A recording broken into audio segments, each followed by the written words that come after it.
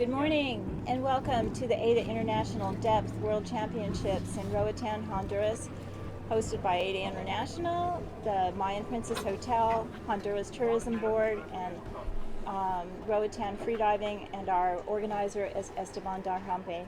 Today we have the women's constant weight discipline. This means that the women will be diving with fins.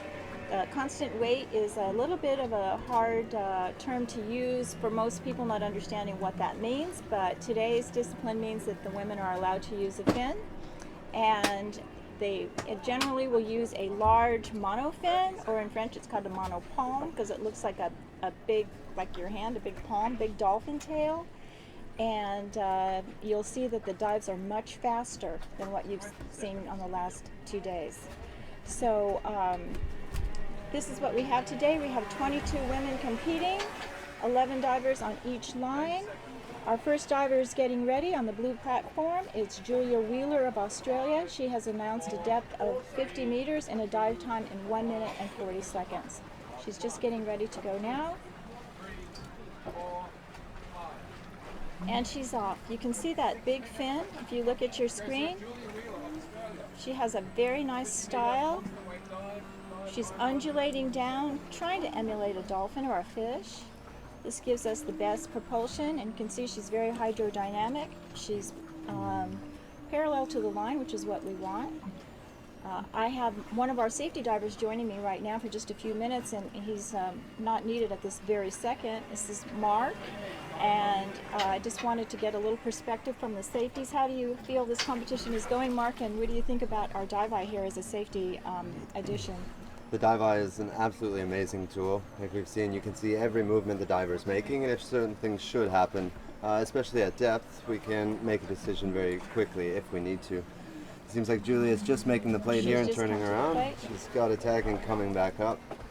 The competition has gone pretty well so far. We saw a little bit of excitement with the men's, but everything is easily handled and taken care of, and everyone's happy and safe, so I would say that's good. Yeah, that is great. We have a very good safety, which Mark is a part of this team here, and excellent doctors. We have an additional doctor on board today that just flew in from Russia yesterday, so he is joining us as well, Oleg Melnikov, and so we have another backup just in case, which is nice to know. Julia is a relatively new diver. She started 10 months ago, so this 50-meter constant weight is a very nice dive for her. I'm sure she'll be very pleased if she can get a white card in this. Super happy. I met her in Bali last year during the first competition, and she was almost tucked into it. Here she comes. She looks fine. She's looking good. Just the facial equipment. Okay, sign. She's got the tag in her hand. Very good. So yeah, she was almost talked into the first competition by the organizer, a good friend of hers last year. She was like, oh, kind of can I do it, can I not? And she did, and had a great time. So now she's here, and now she's super happy. And let's see what happens here. Showing the tag. She should. The judges are conferring, they're speaking to each other to verify that they both have the same opinion on the award for this, and it's a white card. Very nice start. Great way to start off this morning. We're starting off with a nice white card from Julia. So, Mark, give us a little bit about your background and how you got into freediving. I was a scuba diving instructor for years. I lived in the Cayman Islands and moved over to Thailand, and a girlfriend at the time convinced me. She said, hey, you have to try this stuff. And I had never really understood what freediving was all about. I thought it was just trying to pull down the line and go back up really quickly, see how far you could get. I didn't understand the complete internal kind of journey. So I took a course and absolutely fell in love. And about a year later, after some fun dives and training, I did the Masters and Instructors program and continued teaching for the past couple of years. And I still love scuba, but I prefer to play with the freediving. It's a really nice discipline. It's very interesting. We were talking a little bit in one of the previous days about the entree into freediving.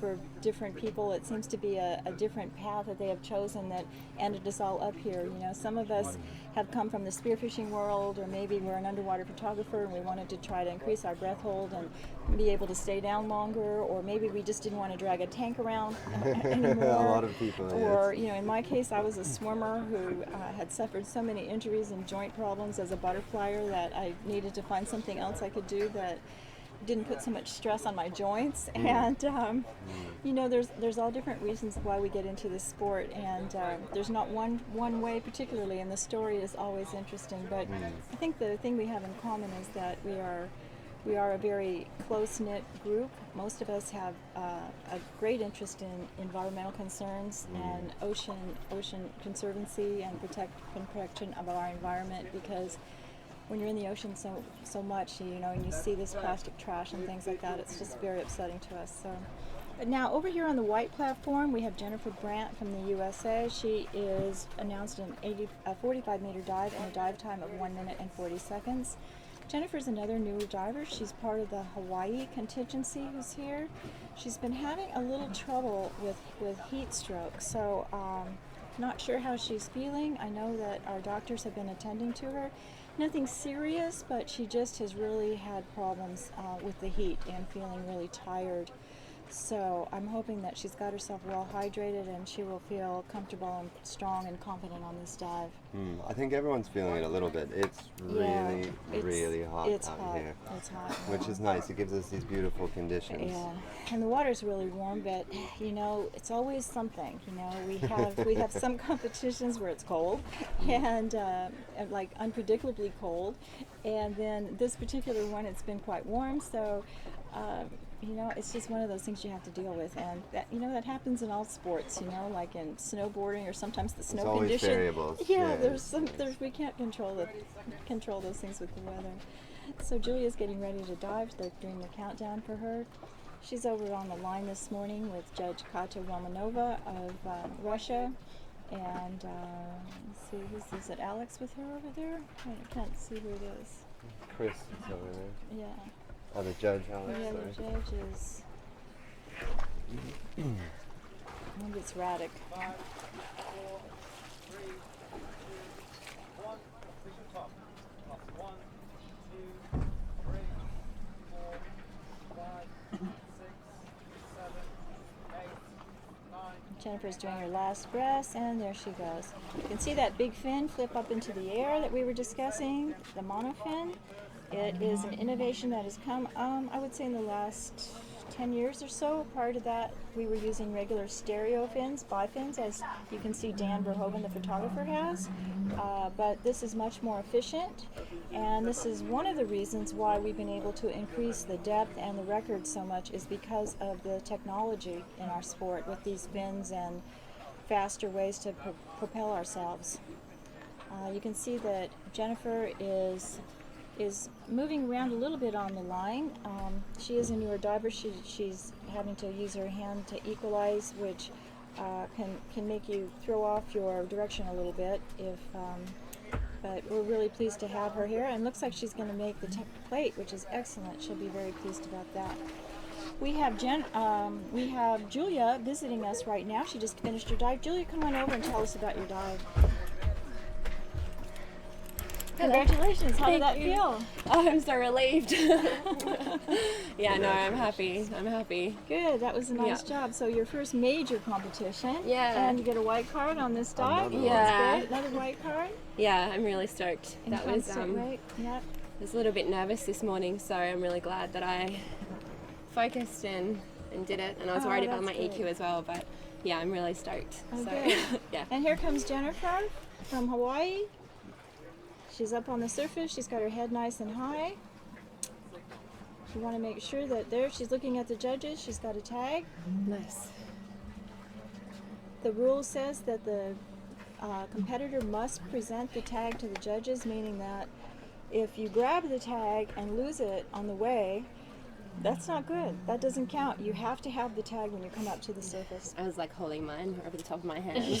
I'm not letting it go. There's a white card. Nice job. Very good Nice, for Jennifer. nice for Jennifer. Amazing. Go Jennifer. I'm sure she'll be very happy about that. Over on the blue platform coming up now, we're having Trista Fontana from Australia, and she's announced 52 meters and a dive time of 150. Being that she's one of your compatriots, can you tell us a little bit about Trista? Yeah, Trista's pretty awesome. She's a pretty determined diver. I know she's been working really, really hard for this competition and putting in a lot of effort and a lot of hours in the water. So, yeah, I really wish her all the best on this dive.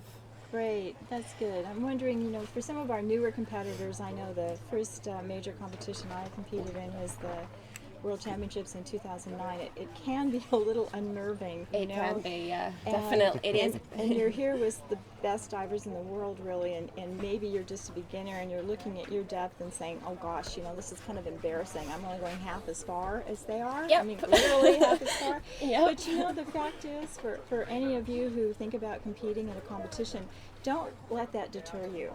I got to tell you, these people are so wonderful and so helpful. They will help you. Even the world record holder will help you. No one thinks anything of the fact that you are not diving to those depths. They don't think about it at all. Everyone just thinks about their own dive and making their best performance, and you don't have to feel embarrassed at all. So please, if you have any interest, we would love to have you come out and take some courses and learn how to compete. And if you have questions about anything, our website is aidainternational.org. You can write to any of us there. My email is on there, carla.hansen, AIDAinternational.org, or president at AIDA International, however you want to do it. But we'd be glad to help you, and we really would like you to come out and join us. We also have a lot of options for volunteering, and helping out at competitions or within the organization. So Yeah.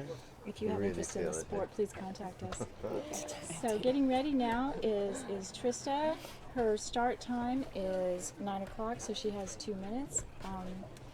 Our start times are exact times according to internet times, so she will be going exactly at 9. She has 30 seconds from the stroke of 9 to make her entry. She has to submerge her airway and get her dive started. If she is even 1 second later, that is a disqualification. Come on, Trista. So we have very on, strict, Trista. Come very on, strict Trista. rules. Not You sure can if do you can this. see here, but she's wearing a hand-carved wooden nose clip from a good Oh. friend in Bali who has Oh, made. that So adds something special. August Hong is making Mm-hmm. beautiful, beautiful things, and she's sporting that today. So hopefully, that's a little new good luck charm. The nose clip is part of the equipment that some divers use. There's several Like a options you can wear. There's one Julia showing This is a you. merman. We have different manufacturers of them and different styles to suit everyone's preference. It's used to help you from exhaling and also for equalization. We talked a little bit about equalization the other day. Equalizing is that feeling that you get in your Yeah. Oh, yeah, ears no. that you need to pinch your nose and blow when you're flying or trying to dive to the bottom of the pool. And we use that. We use this nose clip. You can actually, with the pressure, blow against it and clear your ears as you're diving and not have to interrupt your dive and your streamlining. So it's Sometimes the wonderful. photographers as well put it over their masks. Yeah, So when Dan they're going does, yeah. down, yeah. It's a good idea. Okay, Trista's getting ready to go. Alright, go, Trista. 9, 10. You can do it. You can do it. You can do it. Yeah, pre-competition nerves are the worst. Come on, go. And Yes. Trista's off. She had been training And she's in Bali before coming here, and she had a little bit of sickness and this and that going on. She wanted to work more, but Oh no, no. she's got some kind of a problem. malfunction. Yeah, something happened. So she's going to turn and come up early. If she does her protocol, she can still get a yellow Come card. on, do your protocol. Do your protocol. It's alright. Some people will choose to not do it and just get a red card, but I don't know if she wants to bother with that or not. Under these circumstances, you do not get a redive. The only thing that would constitute a redive in the rules is if something happened organizationally that went wrong and you didn't get a good start because of that. But if you choose to turn early on your own accord due to equalization or equipment failure, you are not awarded a restart. It is sad, but she'll have another try in Novens if she wants to do that. That's too bad for Trista. Yeah. We had some requests to do some definitions. I'm going to start with A. The first one is AIDA. People want to know, what is AIDA? AIDA is an acronym for the French name of our association, which is Association Internationale for the Development of Apnea. We were founded in France 25 years ago by Claude Chapuis and Roland Spector. We're very proud to say it's our 25th anniversary this year. Wow. People may think this is a new sport. In fact, it is not. I mean, we're into our 25th year, and so that's what AIDA is. It's just short for those words. Another important A word is apnea. So what is apnea? If you do a Google on apnea, what it talks about is sleep apnea. And you may have heard about sleep apnea. Some unfortunate people suffer from this condition. That is when you stop breathing while you're asleep. So apnea basically means you're not breathing. So for us, this is apnea diving. It means we are not breathing while we dive. We are not allowed to take oxygen. We are not allowed to use any oxygen at all unless it's after the dive. It's part of the rules. So in any of our disciplines, oxygen is not permitted. Coming up on the white platform now, after that unfortunate dive from Trista. So, Do you know you called me Jennifer the other day? I'm sorry. It's okay. I have a lot of things to keep straight here. No, I know. So over here on the white platform we have Maria Della Bella of Argentina. I'm trying to see if she's there or if she's not going to start. It looks like maybe she's not there. Adam, can you see? Is she going to start or not? DNS. She's a DNS. Okay. All right. So here's another term we can define. If you see it on our results, DNS, that means did not start. So for some reason, I don't know why, Bello has decided not to start. She is the Argentinian record holder, national championship. She's competed with us in Colombia, San Andres, several times, and she trains with her coach, Ricky Montans, and she's made a lot of progress in the last year. I don't know if she's not feeling well or what her issue is today, but it's unfortunate that she couldn't make it. We had a little insight from Trista. Yes. She said maybe, was it last week, she had a problem with a tendon and a cramp using the monofin. And just as she started the dive, she felt it to really kick in again, so she decided to turn Just to abort. take care of her leg or take care of herself. Yeah. That's one thing about constant weight, it is all leg power. So if your legs aren't working, it is something that you can't really adjust.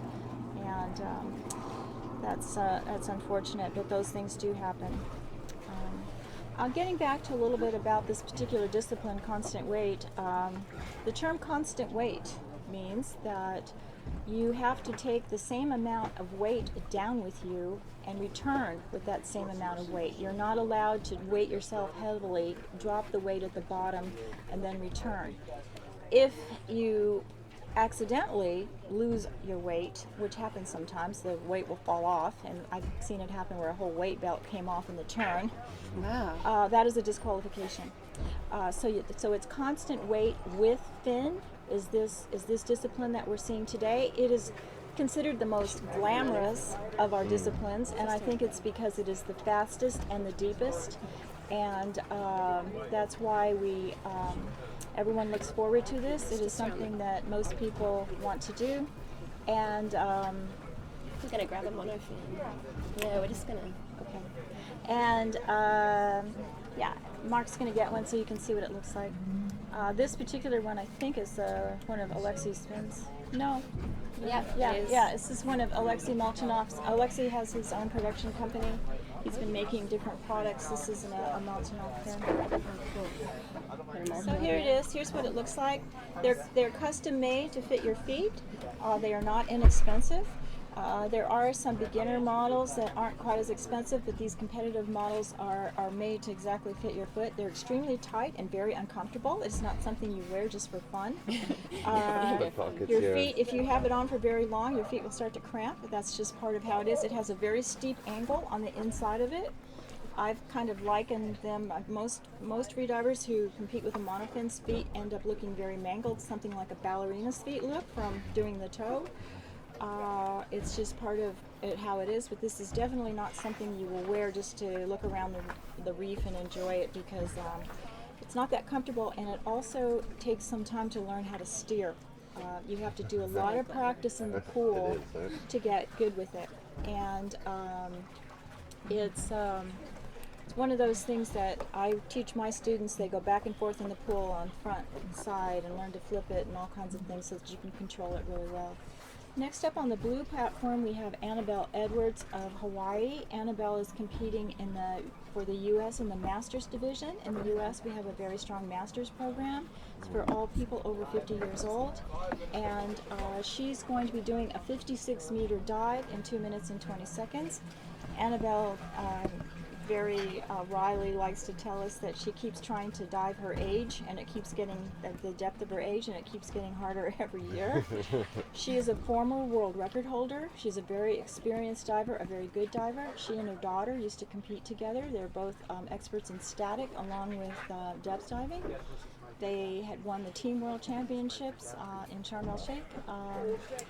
So she's been around a long time, and we're really glad to have her back on the scene again. She hasn't competed in a competition in a world-class event in a few years, so she particularly wanted to come to this event because it's in the Americas, so we're really pleased to have Annabelle here. She's really been a huge influence on freediving in Hawaii. She's got a whole group of competitors she has brought with her, and they have training every Sunday at Honau, and they have a regular system which has produced a lot of good results and a very nice camaraderie amongst the freedivers in Hawaii. They're a very close group, and they have a lot of fun. They have barbecues on the beach and have a regular little club kind of system that's really working well for them. About 10 people or more just Yes. from Kona? Just from Kona, which is really nice. It's very really nice. They were so excited to come here this year, which is really great for us. I was training with them before I came to Roatan. And yeah, there's about 20 to 30 freedivers every Sunday that get together. It's really beautiful. It's really nice. Okay. Yeah, Annabelle is breathing up on her back. That is an option. One breathes how they feel most comfortable. Some use floats. They're pool noodles like children use. Others will use a neck pillow, the kind of thing you take on the airplane. Others might sit on a noodle. We saw Ricky Montans the other day in this kind of a pool floaty thing that he had. The sun lounger. Yes, it's a lounge. Yeah, there's no rule about that. You can use whatever you like, whatever works for you.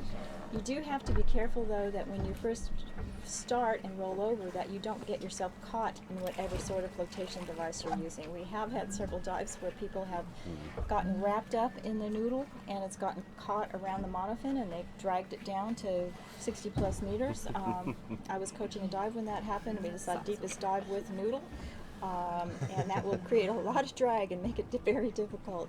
So sometimes the coach will try to pull it out at the last minute so that it doesn't get tangled, but there are sometimes some problems with that.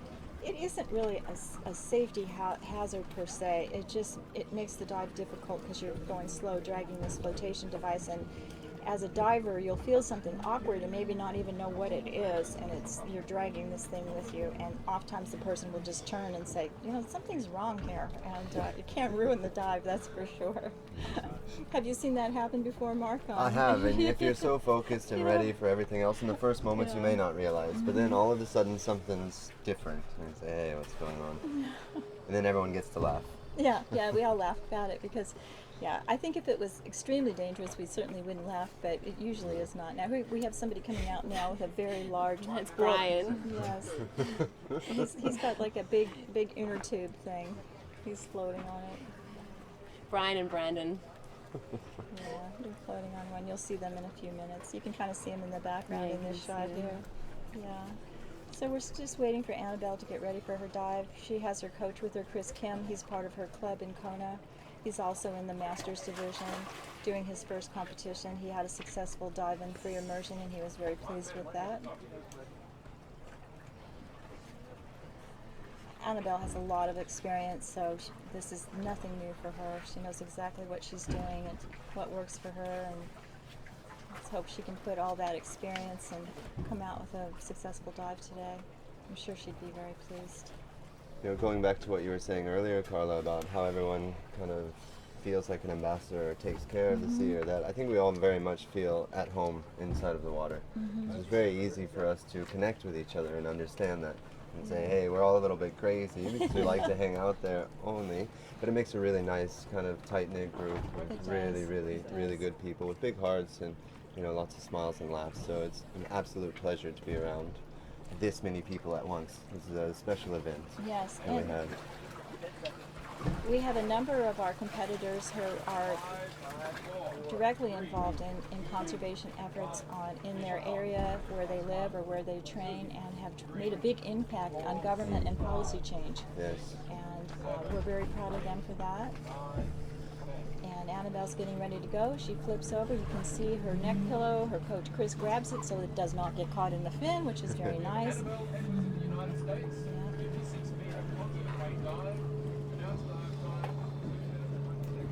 Annabelle. So Annabelle is off. She's on her way down. You can see Dan Verhoeven just leaving the photo, taking the photo there and leaving the scene. So, how do you think Annabelle is looking today? She's looking good. She's got the slower approach where she's focused more on relaxation and just taking her time and doing her thing. And maybe that comes with the experience and the amount of time she's been going. Well, You know, also she prefers has a that. very good static, so breath hold is not an issue for her. For newer divers who do not have a long breath hold, or maybe not as confident in their breath hold, they may want to try to go quicker, which isn't always good because you may be moving faster, but you're also burning more oxygen. So, you know, it's very important to be efficient. But Annabelle can rely on this long breath hold that she has, and I'm sure she's not worried at all about running out of air. If you look at our start list today, which we're showing sort of intermittently between the dives, you can see that the longest dive we have today is 3 minutes and 20 seconds. Those are our deepest dives from Alessia Zucchini and Sayori Pinashita at 3 minutes and 20 seconds. And overall, though, the average is about 2 minutes. So in this particular discipline, because they're moving so much faster, the dive time is not as long as what we have seen previously in free immersion. Or what? Well, she's a little bit off the line there. Coming closer, coming back. She's circling around. She's taking a good look at that plate today. Annabelle. She wants to choose just which tag she wants. There she comes, and she's coming back. We'll have to ask Annabelle what was going on down there. That should be an interesting story. She kind of gave us it looked like a dolphin looking around, you know, at the bottom. What do I want? So here comes Annabelle. She's taking her time. She's in no hurry today. I think she's probably just. It's fun if you're not nervous and you're not taking it too seriously, like I believe Annabelle is, and just to feel the sensations, enjoy the feelings, and enjoy the water, and not be nervous, and just having a really nice, relaxing dive. And that's what looks like she's doing this morning. And that's what it's all about. Some people will go so relaxed. Okay, you come a little bit away from the line, or you switch your position a little bit, and that's okay. You're confident, you've done these dives, you can manage your movements there at the bottom. Yeah, here comes Annabelle. You can see the buoyancy is just taking her up now. She's not having to kick or anything. She's just relaxed, and there she is. She's such a... She's so awesome. Yeah. She gives her signal. She's okay. Very nice protocol from Annabelle.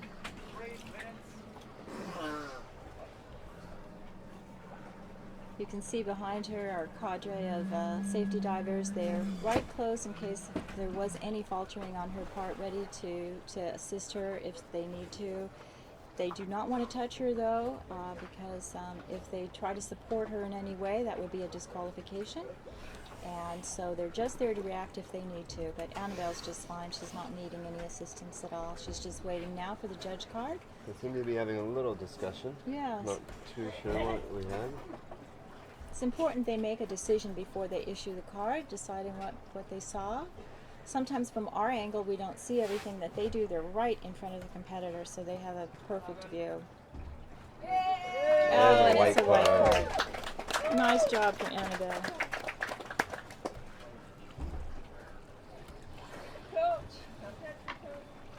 So over on the white platform now, we have Nancy Gibson from the UK, and joining us is going to be Adam Mustow. He's one of her teammates from the UK. Adam has volunteered to come in and tell us a little bit about Nancy and her dive. Good morning to Adam. Nice to see you, and thank you for joining us. Thank you for having me. I'm sorry, you might want to turn the contrast down for my English tan. Yeah, this heat must be really kind of difficult for you. Do you know, it actually is. It kind of surprised me. Yeah. Everyone talks about coming out to these warmer climates being easier, and it provides its own unique challenges. Yeah. That's something. So tell us a little For bit us about. temperate types. Yeah, tell us a little bit about Nancy today. Nancy has announced a dive of 53 meters in 2 Yep. minutes and 2 seconds. Tell us about Nancy and what you know about her and how her training's been going. Nancy's depth progression's really come on. So she's been training in Dahab earlier this year. I started diving with Nancy at Salt Free Divers in the UK, where we trained depth last year, and she was around the kind of 30-meter mark in constant weight then. So she's obviously been working on her equalisation, which has really seen her depth progression come on a lot. She's had an amazing competition so far. In the Caribbean Cup, she white carded 3 times. Oh, that's excellent. And this is Nancy's first foray into depth competition, basically. So she's really doing well, doing herself and her country proud. It's great. So it's going to be exciting to see her do That's well in this great. dive as well. Is constant weight one of her favorite disciplines, or? I think it is. Yeah, she does quite a lot of fin work in the pool. She's got a really tremendous breath hold on her. It's just over about 5 minutes. That's She did excellent. a competition earlier in the year and white carded that. So her apnea is really good. She's done a lot of deep dives since she's been in Roatan. She got here at the start of August. And she's just been very progressive, which is exactly how you want it to be in freediving. Yeah, and Nancy's off. Let's take a look here of how she's looking. She has a nice kick technique. As Adam said, she does a lot of training in the pool, which is something that you may not realize but is extremely helpful for training for depth. If you can get your conditioning and your technique down in the pool, it translates over to success in depth. I personally started as working in the pool, and the only thing that you can't practice is equalization. So, Yeah. and that's the ear clearing that we've been discussing. So Yeah. that is one thing you do have to learn how to do. But in the pool, you can really work on a lot of other technique issues. Nancy's lactic threshold is really good. She's done some PBs in the pool with fins, which is basically covering a distance. She's just dropped into free fall now. And she's at the plate. She's hit the plate. She's She's got the tag. Here she comes. As a nice smooth turn. She looked pretty relaxed. She did a little arm swipe to get into free fall and just one extra kick. And here she's going to lift her arms up to have a nice hydrodynamic position. And she's looking very nice. Undulating those hips, using that fin to propel herself up. And getting close to the surface here. In a minute, we will see the safeties enter the picture and guide her the rest of the way up. She's looked really smooth throughout the entire dive. I think her relaxation during this has been great. Safety number 1 is coming in right now. He will be signaling her, letting her know where she is as far as her depth goes. She's coming right up. Safety number 2 is now there. She's getting close to the surface. See the cameras coming in. She's still kicking. Pretty steady. Yeah, she's still kicking. Now she's going to float up, giving that last kick. About to break the surface. Let's see what she And does. here she is. Oops, come she's up. found the rope. Yeah, she's found the rope backwards. She needs to turn around. There she goes. She looked maybe a little bit wobbly when she surfaced, but I think she's kept her composure and looks like she might have done a pretty good protocol. So Yeah, let's see what the judges say. She's getting her tag. She had it stuck somewhere to her suit. One thing you don't want to do is search for the tag and dip your airway. If you do, that's a disqualification. So you want to make sure that you can grab that tag and show it to the judges without putting your face in the water. That's a very unfortunate mistake when that happens, Yeah. but it does happen sometimes. So holding the line at the surface, turn over. Oh. It looks like something's occurred with the surface protocol for that. Oh, so it was a white card. I don't really understand what John Wright is the judge there that was speaking to her. Something about. Holding the rope when she went down. But on the turn. But was it a yellow card for a grab? No, on the.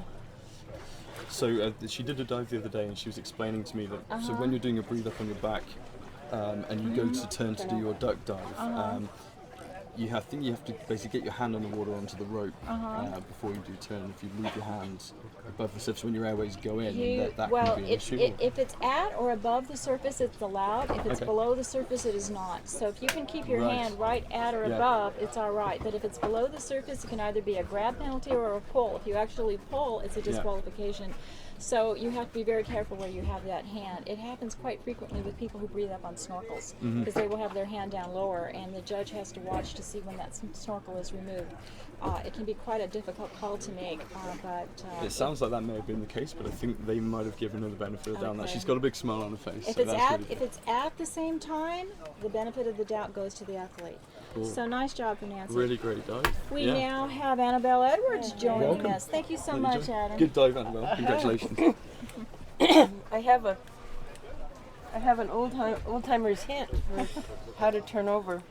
If you're on your back, breathing up, you can either pull from your lanyard, or you can pull from your clip. Yes, and you know, I have seen some divers do that. Ruzo Shimoniya of Japan has the smoothest entry I've ever seen, and he does this pull and then this gorgeous glide into the water. And every time I watch him, I tell him, it's just stunningly beautiful. Congratulations on a lovely dive, Annabelle. Oh, thank you. And I still had to go slow.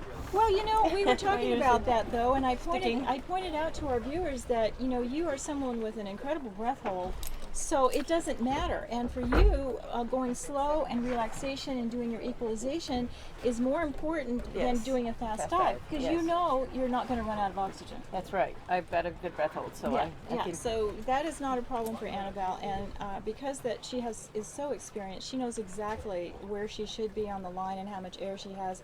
This is something for newer divers that can be hard to learn, is how fast do I need to go in order to still have enough air. And but if you can relax, that air will go a lot further. That's right. Yeah. The slower you go, the longer time you have in the water. And I don't know if you noticed in my dive, I actually had to slow myself down. Well, and we saw you kind of circle the plate. We were kind of wondering what was going on down there. I think that was just the current. I mean, yeah. Okay. And you can't see very well, so Yeah. I'm going, where are those tags? Annabelle, since she has her lanyard right here, will you please lift your arm up? I want everyone to see what this is. This is a requirement in AIDA, all AIDA competitions, that you wear a lanyard, also for training, for safety. So here's the carabiner. This gets attached to the rope, and this gets attached to your arm. It has a quick release on it in case you have a problem and have to let yourself go. And it's a specified length that it needs to be. There is some variation. Some people have a little bit longer and a little bit shorter, but there are regulations on that. And this is one of our safety devices.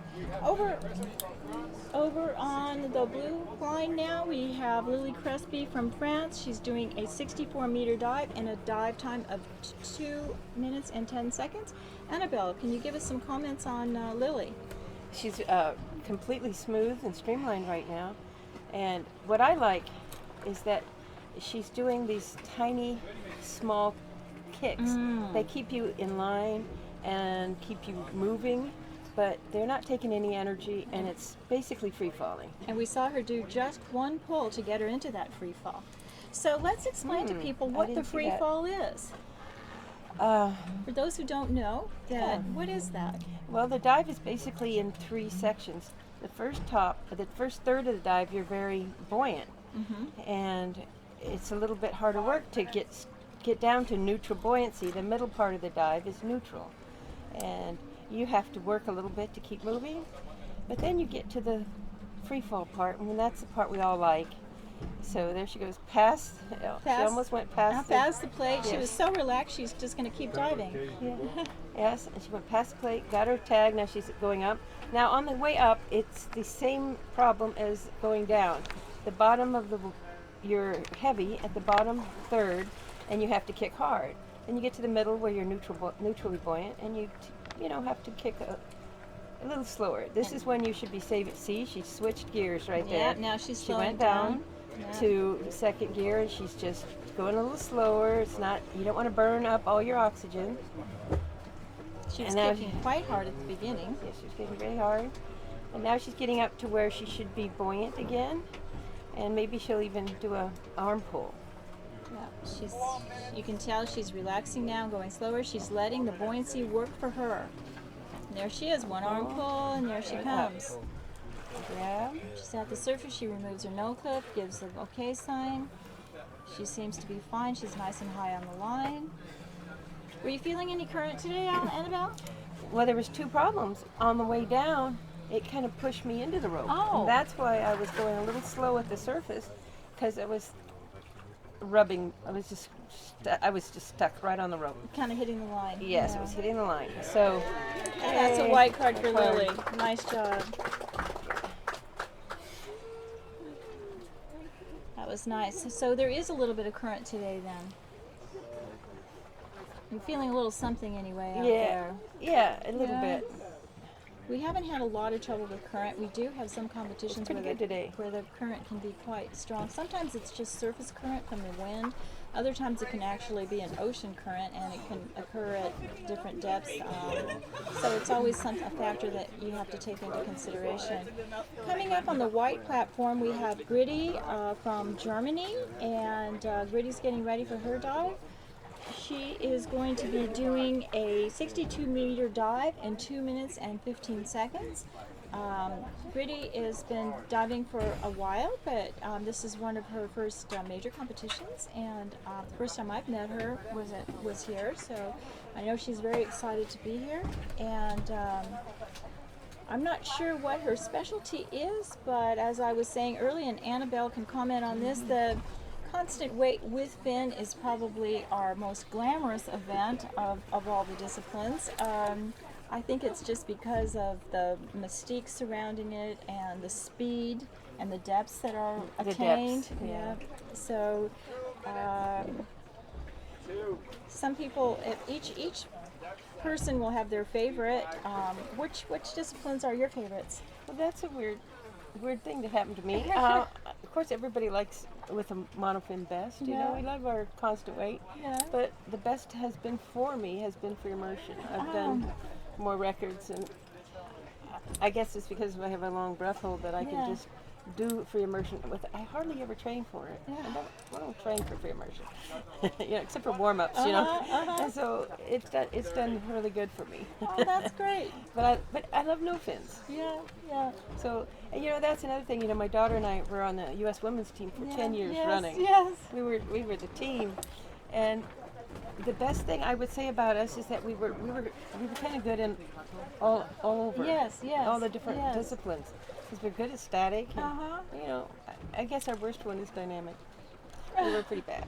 But I like no fins. Yeah. Oh, that's great. But if you're in the ocean, you want fins. Yeah. You don't want to be. So, so we're just waiting for Gritty now. We've extended our dive intervals a little bit today to allow a little bit more time between the dives, just to give everyone time to get everything set and ready. So you'll see a little bit longer time between each one. And that's why we're having more time between. It's Gritty is breathing up on her stomach, and that seems to be her preference. Her countdown, she's just in her last few seconds now. So watch your hand. Getting ready to go. Yep, she has her hand underwater, so the judges will be watching that carefully to see if she needs to let go of the rope before she removes her snorkel. Finish your top. Plus 1, 2, 3, 4. She's let go. She's let go, and there she goes. Very good. And she's off. She's Very smooth. very smooth. Nice kicking style here. She's right on the line, parallel to the line. Does one pull, getting into the free fall. Already. That was, well, now I'm going to kick a little bit more. She's at 22 meters. I think she may have thought she was ready and then maybe decided to add a little speed. going into the free fall, I think that there's a variation. And Annabelle, do you like to kick a little harder to get going, to get more speed before you start, or what is your particular technique? I have to kick quite a bit farther to get down to where I'm positively, where I'm negatively buoyant, where I'm actually free falling. But another reason she might have put her hands down, it's a little more relaxed and a little easier to concentrate on your equalization and mouthfeel and relaxed breath hold. So there's some reasons to put your arms down sooner. She could have waited a few more meters and used that arm pull. She's got the tag. She's at the plate. That was very fast. It was very fast. It looks like she secured the tag into her weight belt. She's now on her way back. She looks very relaxed. She has Hardly her hands, kicking. Hardly kicking, yeah. Just easy kicks. Has her arms down at her side in a relaxed position. Yes. And here she comes. Yeah, she's taking her time. She is taking her time. She's obviously composed at this moment, not worried about anything. So her arms down approach is working for her. And here she brings them up, getting closer to the surface. She's getting into a more hydrodynamic position. Both of the safeties have now joined her. Coming up. Safeties are looking to make sure that she's positioned correctly and won't be coming up under the platform or running into anyone. Both photographers are in the scene now. And here she comes. 2 minutes and 7 seconds. Good job. Moves her mask. Nose flip. And signal I'm okay. We could even hear her from here. She's not loud, but she has a nice clear voice. Very nice. Now she will wait for the decision from the judges. John Wright of New Zealand. Katja Romanova. Ah, good. She's excited. She's showing the tag. Judges are conferring. White card for Brittany. I'm sure she'll be very pleased with that. We have Junko Kitahama of Japan joining us on the dive-eye boat this morning. We have another screen at the other end of the boat, and she's representing the judges watching the dives. Part of what we're doing now that we have this extra tool with dive-eye is that the judges are actually watching while they're happening to see if they're seeing anything happening underwater that's a rules violation. And since you can't see the bottom plate, the judges here can give a white card, but the judges up here can put a check by that one that says you need to check this dive. It's giving us an extra tool because if we see someone grab the line in a place they're not supposed to, or go up and down, or do something that is not something that we want them to do, we can check on it later. I was definitely thinking about that today. Yes. I was riding, I had a lot of difficulty at the last 5 meters. So this technology that we have employed here has a lot of different things that we can use to help us. First off, of course, is the safety, which is the primary use for this. But also, as a spectator now, we're being able to make these broadcasts and show what we do to the world is fabulous. But also for judging, it's an aid for that. So there's just multiple facets to this, and the technology that we're now able to have and do this, it's really great. I think everyone's really enjoying it. Another really good tool is the depth finder, fish finder. Yes. So they can follow the dive from the platform and know what depth the diver is at, if they're moving, if they're coming up. Yes. That's a really big help to the safety divers. It is. So the safety diver doesn't have to go by dive time because I went slower than my dive time. Right. Yeah. As each diver, when they announce their depth, they're required to announce an estimated dive time, which gives the safeties idea how long that dive should take. But with our sonar here that's on the platforms, we can actually see where the diver is along here with dive-eye. Sonar is a required element for all world championship and world record status competitions in AIDA. And it's because it is a safety tool. And you can purchase a fish finder, and Annabelle can tell you because she hosts a competition in Hawaii, and they're not that expensive. They're not that expensive. However, I did buy one that was not the mid-range, Uh-huh. and you have to get one that has a fast sample time. So mine was a little too delayed. It's like, even 2 seconds is not quite close enough. Right. But another thing we should add is that is a really good safety precaution for the safety divers. Yes. We need to watch our safety divers, We do. even when we're in training. Yes. Yeah. That we can have a problem with the safeties having issues too. They do a lot of dives and have to have a lot of breath hold.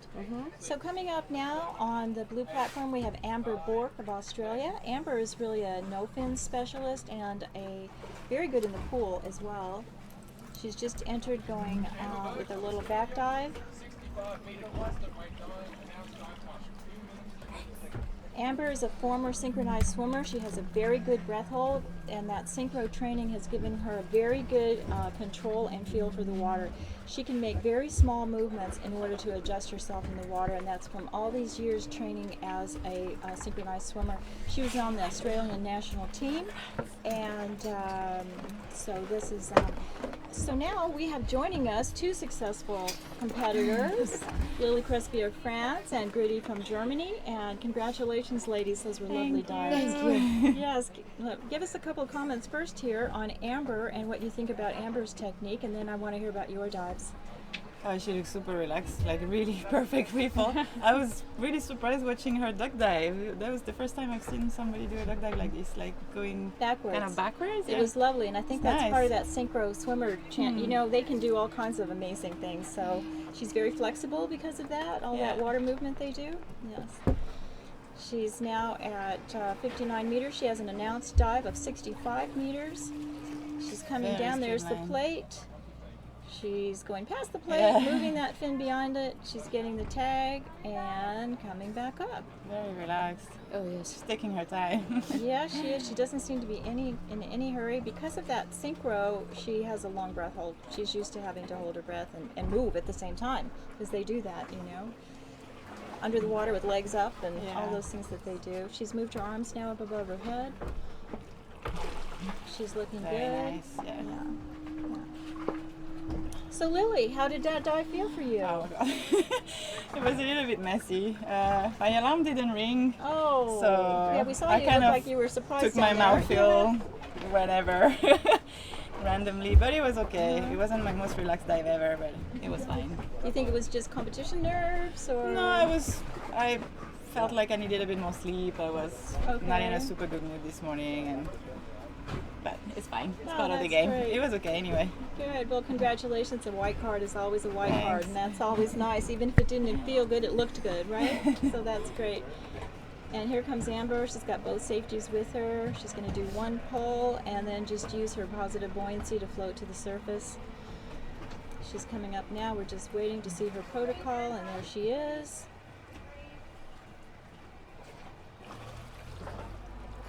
She gives her signal. Hear a little boat noise in the background, where you have to have boats How's ferrying your us back dive? and forth.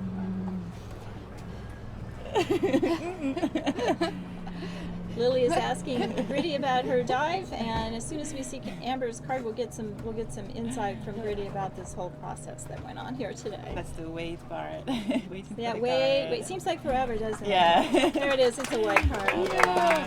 Very good. So, Gritty, please tell us about your dive today. My dive was a bit messy as well. I almost lost my weight belt, and but I learned in all these long years that you have to focus, or you have to pick the good things from your dive. So what went really well today was actually my surface protocol. I was really happy because this is what I'm worried about most, to be in the correct direction for the judges. So I was really happy that I managed this, and I think it was a much better surface protocol than the other day. That's And I'm happy about my white card anyway. So it's a competition PB for me, so that's I was really Congratulations. conservative, but I wanted to have a white card. This was my Well goal. done. Oh, that's great. Well done to you too. Yeah, that's great. We were training in Dahab together. Yeah. Oh, so good. it's So like, you've known it's each other nice. for a while. That's nice. Yes, our European divers, a number of them train in Egypt and Dahab or Sharm el Sheikh. Yeah. In their home countries, they oftentimes don't have a good dive location due to either being inland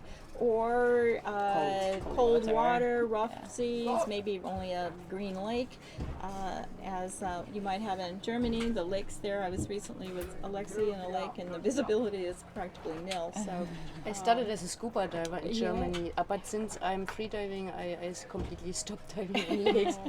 Although I would like to try it under ice. yeah, This is one of that my would be dreams. fun. Yeah, this is one of my dreams. we have a number of divers who have that aspiration. So over on the white platform, we have coming up will be Alenka Artnik from Slovenia. She's going to be doing a 100-meter dive in a dive time of 3 minutes and 12 seconds. She is our longest dive of the day, I'm gonna the deepest dive of the day. The guys. Thank you. Thank you for very joining much. us. Thank you very much.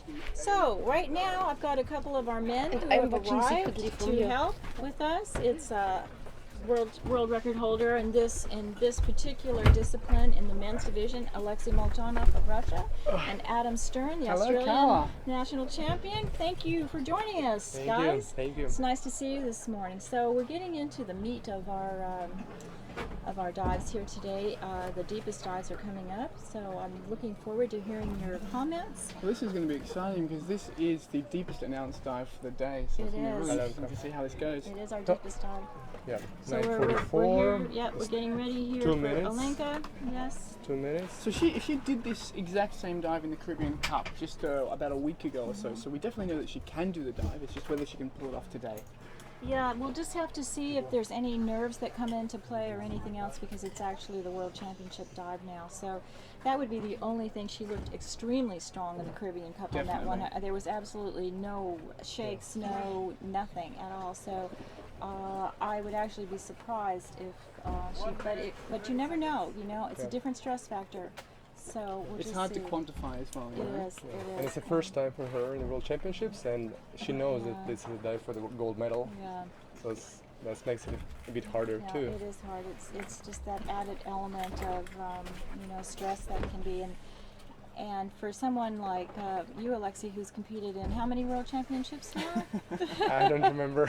I think since 2005, every But beside Okinawa, I was not in Okinawa 2010. Okay. Yeah. But other than that, every World Championship. So Alexi has a lot of World Championships experience. So, he may be a little bit better able to control the nerves than some people, but others seem to be able to just focus and go in within themselves and complete things where others seem to really be affected by nerves. So we'll have to see how Alenka does today. I'm feeling positive. Good, good. I always like to feel positive and wish everyone good dives are always better than those. It looks like me and Alex have just arrived down here, but it looks like the conditions are immaculate. It looks beautiful. Yeah, Yeah. it does. Yeah. Okay, she's just getting ready to go. She's just reaching. And also very interesting End to of her see her countdown. style, because we never got to see her style on the deep dives. So that'll be. So they're looking forward to that. Yeah, we're a nosy bunch as well. Alright, she's getting ready to go. There she goes. 100 meters, and her dive time is 3 minutes and 12 seconds. Actually, interestingly, she uses Slovenian style, which Samo Like Jaranko. Samo. Was using it before, the hands down swim. Yeah, So her that's really compatriot interesting. Samo Jaranko is the deepest Slovenian man in constant weight. He's also an excellent pool competitor. He's a swimmer. Excellent all-round free diver, really. Yeah, he really is. Yeah. Yeah. Very tall. He is very tall. 2 meters. Yes. Almost. And his hair adds another foot to the whole thing. Right. Alright, she's finning quite deep. We're at 40 meters now, and she's still finning. It's going to be interesting to see how deep she'll do this. Yeah. You can see. I mean, Alex, The speed is pretty good. The speed is very good. As the resident expert monofinner, what do you think about monofinning with the arms by the side? I think it's a good idea to try this technique if if your aero position makes you tense, arms above the head makes you tense, then it'll be beneficial for sure. Do you think it's more difficult to steer though, Alexei? To steer yourself with your hands down at your side? Or Actually, can you use your hands like rudders a little bit on the side? You can. She's looking very relaxed and she just keeps circling around that line. I think she's having a great time. Yeah, she's at 85 meters now and doesn't seem to be feeling any stress. She don't look at the line though, like she just free falls. I think she's running her hands along the line, so she knows she's in contact with it and she just closes her eyes. Yeah. And here we go, touchdown 100 meters. Coming up, everyone in the arena here knows she has made the 100 meters. And so now we just have to wait. She's doing a lot of little small kicks. Which is good for speed, like this small amplitude and higher frequency.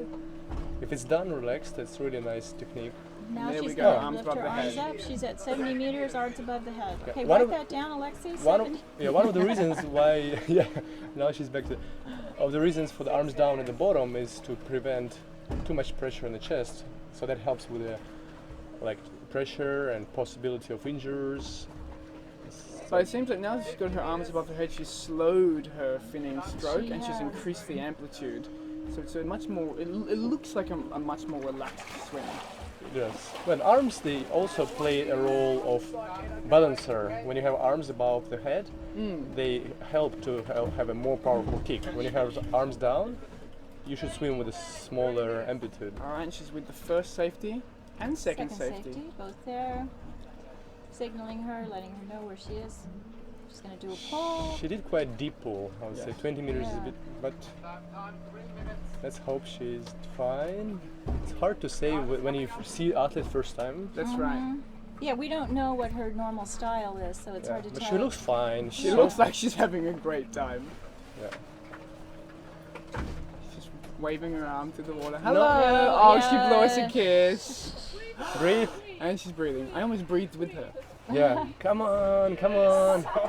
And look how fresh she is.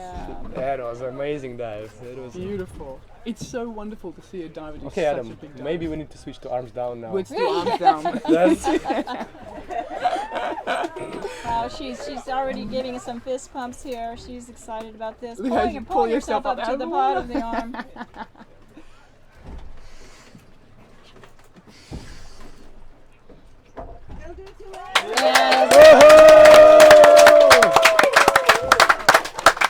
That was a strong dive. That was a very, you know, if she would have more time, Yes. she would do deeper dives. Yeah, in my pretty opinion, soon. she looks like she has more gas in the tank for sure, and which means I think we'll see some big things from her in the future. That is our deepest announced dive of the day, so barring any sort of unusual circumstance with a protest or something, she will be the gold medalist. The way we have our start times arranged is to have the deeper dives in the middle of the day, and that is a safety element so that the safeties are warmed up, ready to go, but also still Not fresh. fatigued, yeah. So it does make it may make the list rather odd. You might think that we'd start with the either deepest or shallowest and move in that direction, but we've just found over time that for the safety factor, it's better to have those deeper dives in the middle. So that's why we're doing that. I truly love watching someone do a dive that's so big and come up like so in control and so fresh. You know what I mean? It's the style of diving I really respect. I think most people do. It's phenomenal. Well, we don't like to do that. Unfortunately, it just doesn't always happen for us. So. No, of course. That's our goal. we don't want to come up and look like we're in, La La Land, but unfortunately sometimes that's just how it is. That's true. Coming up now on the blue platform, we have our next competitor who's going to be Alessia Zucchini, who is the current ladies world record holder. She just broke the record in the Bahamas this year in May at the vertical blue competition, and interestingly enough, the record which she broke was Alexei's mother's record. So that was interesting. That record had been around for a long time. We didn't have anyone even close to breaking it. Suddenly, we have several women who have very, very good chance of being able to. to do that. We had at that same competition, Hanoko Hirose of Japan broke that record as well and brought it up to 103, and then the following dive was Alessia at 104, who furthered it. So our current world record is 104. Alessia today is diving more conservatively. She's announced a 98-meter dive and a dive time of 3 minutes and 20 seconds. And guys, can you tell me what you know and think about Alessia? I think this announcement shows a great maturity as a diver to actually scale it back and do a dive that she's absolutely certain she can do in this high pressure environment. She should do it for sure. Like I think her arm played a little bit of role in announcing. She had an accident. She fell off her motor scooter and really injured her arm. So that was affecting her as far as her no fins and pre-immersion competition. But this is mostly not using your arms. So but still, should be it's less hard to do to hold the proper aero position. She does like to free fall with the aero arms position. above the head. Yeah, she does. She do all the way down with the arms. So it's very opposite to Alenka. Yeah. But also with Alenka dive before, we could see that aero position. Like I would say that she could improve it and do it because her aero position was a bit wide. Maybe that's one of the reasons. Maybe that's just the wetsuit as well. I noticed that she has like a maybe not too stretchy wetsuit. Yeah. Maybe that resists the proper arm position. Well, you should sort it out with a wetsuit, Alex. We should sort out Alenka with the wetsuit. Alexei has started his own company and developing freedive equipment, and it's really quite interesting. He's got an engineering and freediver approach to it, and he has developed his own line of fins, nose clips. Now he's getting into the wetsuit business and freedive equipment for freedivers, everything freediving, for fellow floats, freedivers. everything. So. Okay, Alessia is getting ready to go. All of them use pillows. Look at this. Yes. They do. It's the new style. The new style. No, We're it's- behind the time. No, it's actually the old style, but some of them have revisited it, I believe. Yeah. So you can see one arm is not straight. Yes. Here, Yeah, that's She's holding the- her wrist. but she should be fine. She was saying it feels better, and her technique is very, very good. She have narrow amplitude, Yes. not too much energy spending on the technique. But she seems to be moving quite fast through the water. Yeah. 1 meter per second. Let's see how far down she will Look swim. at that nice straight line there. Look how That's that beautiful. moves. Isn't that That is lovely? beautiful to watch. It is just lovely. That shows the benefits of having Yeah. little amount of muscles. Yes, very, yes. very She's lean. Very lean, very slight. Yeah. Actually, this free fall with the arms down looks cooler than the free fall with the free fall with the arms in the air position looks cooler. It does look cool. Yeah, it And does look freedivers are all about looking cool. cool. So maybe we need to switch now. Okay, on the previous That's- day we decided to switch to the arms down position. Yes. Now we decided to switch Yeah. to free fall with the air position. You guys just tell me what looks good and I'll do it. Yes, Exactly. Judge Katya Romanova has all kinds of suggestions for Alexei on his wetsuit line, and it's all about looking good. Of course. It's all about Yes. looking good. We want to look like superheroes in our wetsuits. Absolutely. Well, so far Alessia looks great. She's still finning Helps. ever so slightly. Like, It might be because of a little current too. Like if there is little current, she feels a bit unbalanced. That's why Yes. she might do these movements. But other than that, 1 meter per second she's speed. reaching the bottom, she grabs the And tag, and she turns around very quickly, and she is out of there. Beautiful. Looks like it'll be very confident and fresh dive for I her. definitely agree.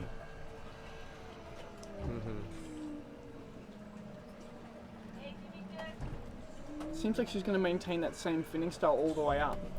I would think too, Alexei, and you could reply to this, that once you've attained the world record, is it sort of like a little bit of a stress relief that she now has the record, and you know, this dive she decided not to try to push it and do something less, but she knows in her head that she just doesn't have all that pressure on her anymore. For and- sure, yeah.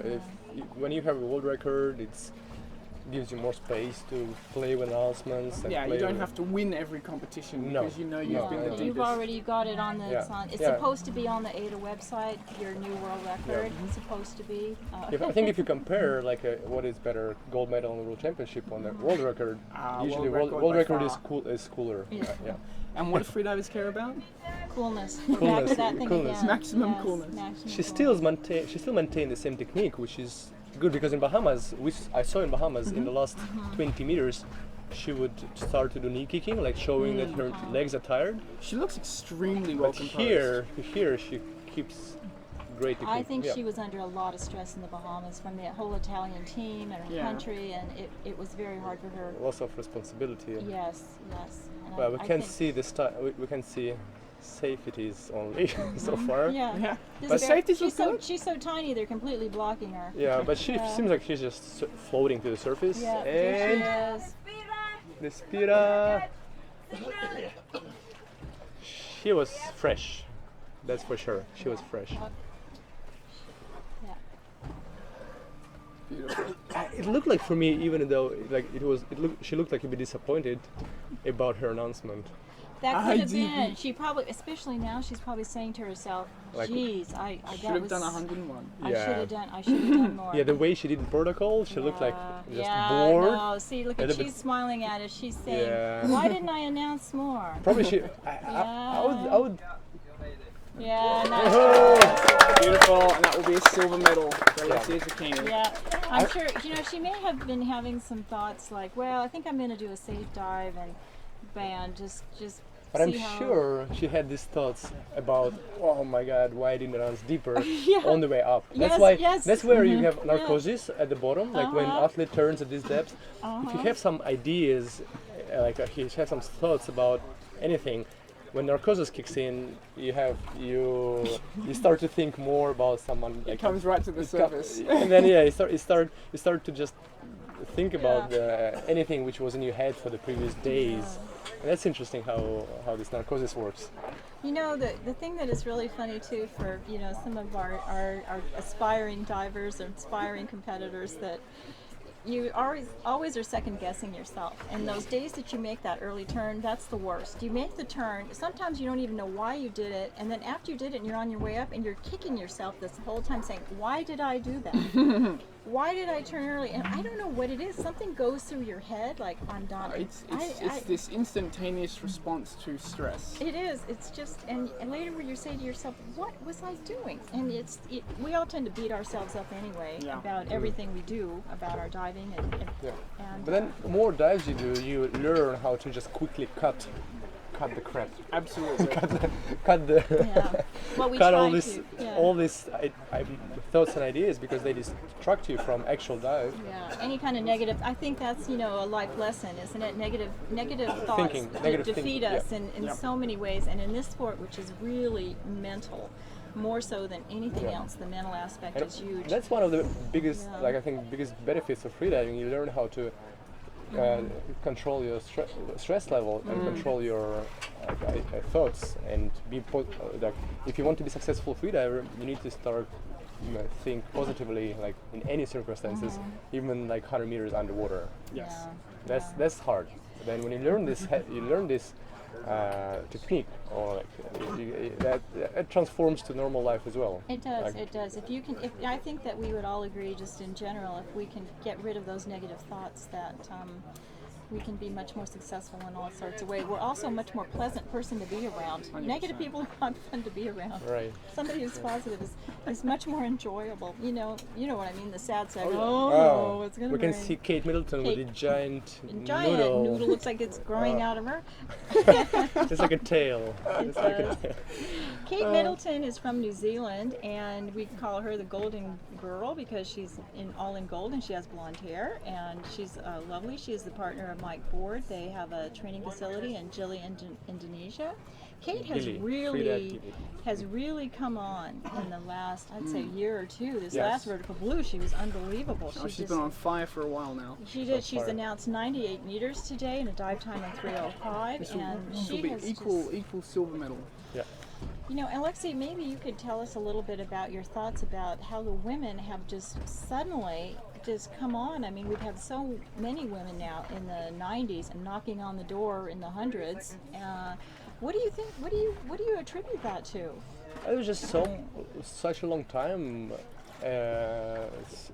since world record of 100 meters was broken, and just I think more women just get comfortable with the idea of be diving to 100 meters. Just time has passed, and it become more normal, like less stressful when you think about this depth. Okay, she's going to dive soon, and Mike is for- there. for her it'll be She'll be equal to her PB. equal to her PB. So we'll see how she handles She a little bit did of it- stress, but yeah. she's very strong-minded. Absolutely. She did a very nice dive in the Caribbean Cup. And here goes Kate. Mike she takes that goes. noodle so it doesn't get caught in her monofin, so she doesn't have to drag it with her. Kate's on her way down, and congratulations! We have our unofficial gold medal winner with us, Alenka. What Yeah. a Hi, guys. stunningly beautiful dive that was. But now let's finish with the. Let's see Kate. Kate. Okay, here she goes. So she has a smooth and actually lazy style, which Yes. is very relaxing, and the speed is good. Speed is beautiful. Speed is good. That's what I always look at. I look at the time, I look at the depth, and even though she looks very relaxed and lazy, she still does 1 meter per second without any effort. Well, I think she swims with a slightly larger amplitude, so it looks like it's slow, but she's getting more power out of it. Yeah. And she's holding her fingers to her mouth to assist in her mouth fill, to assist in her equalization. And now she relaxes a little bit.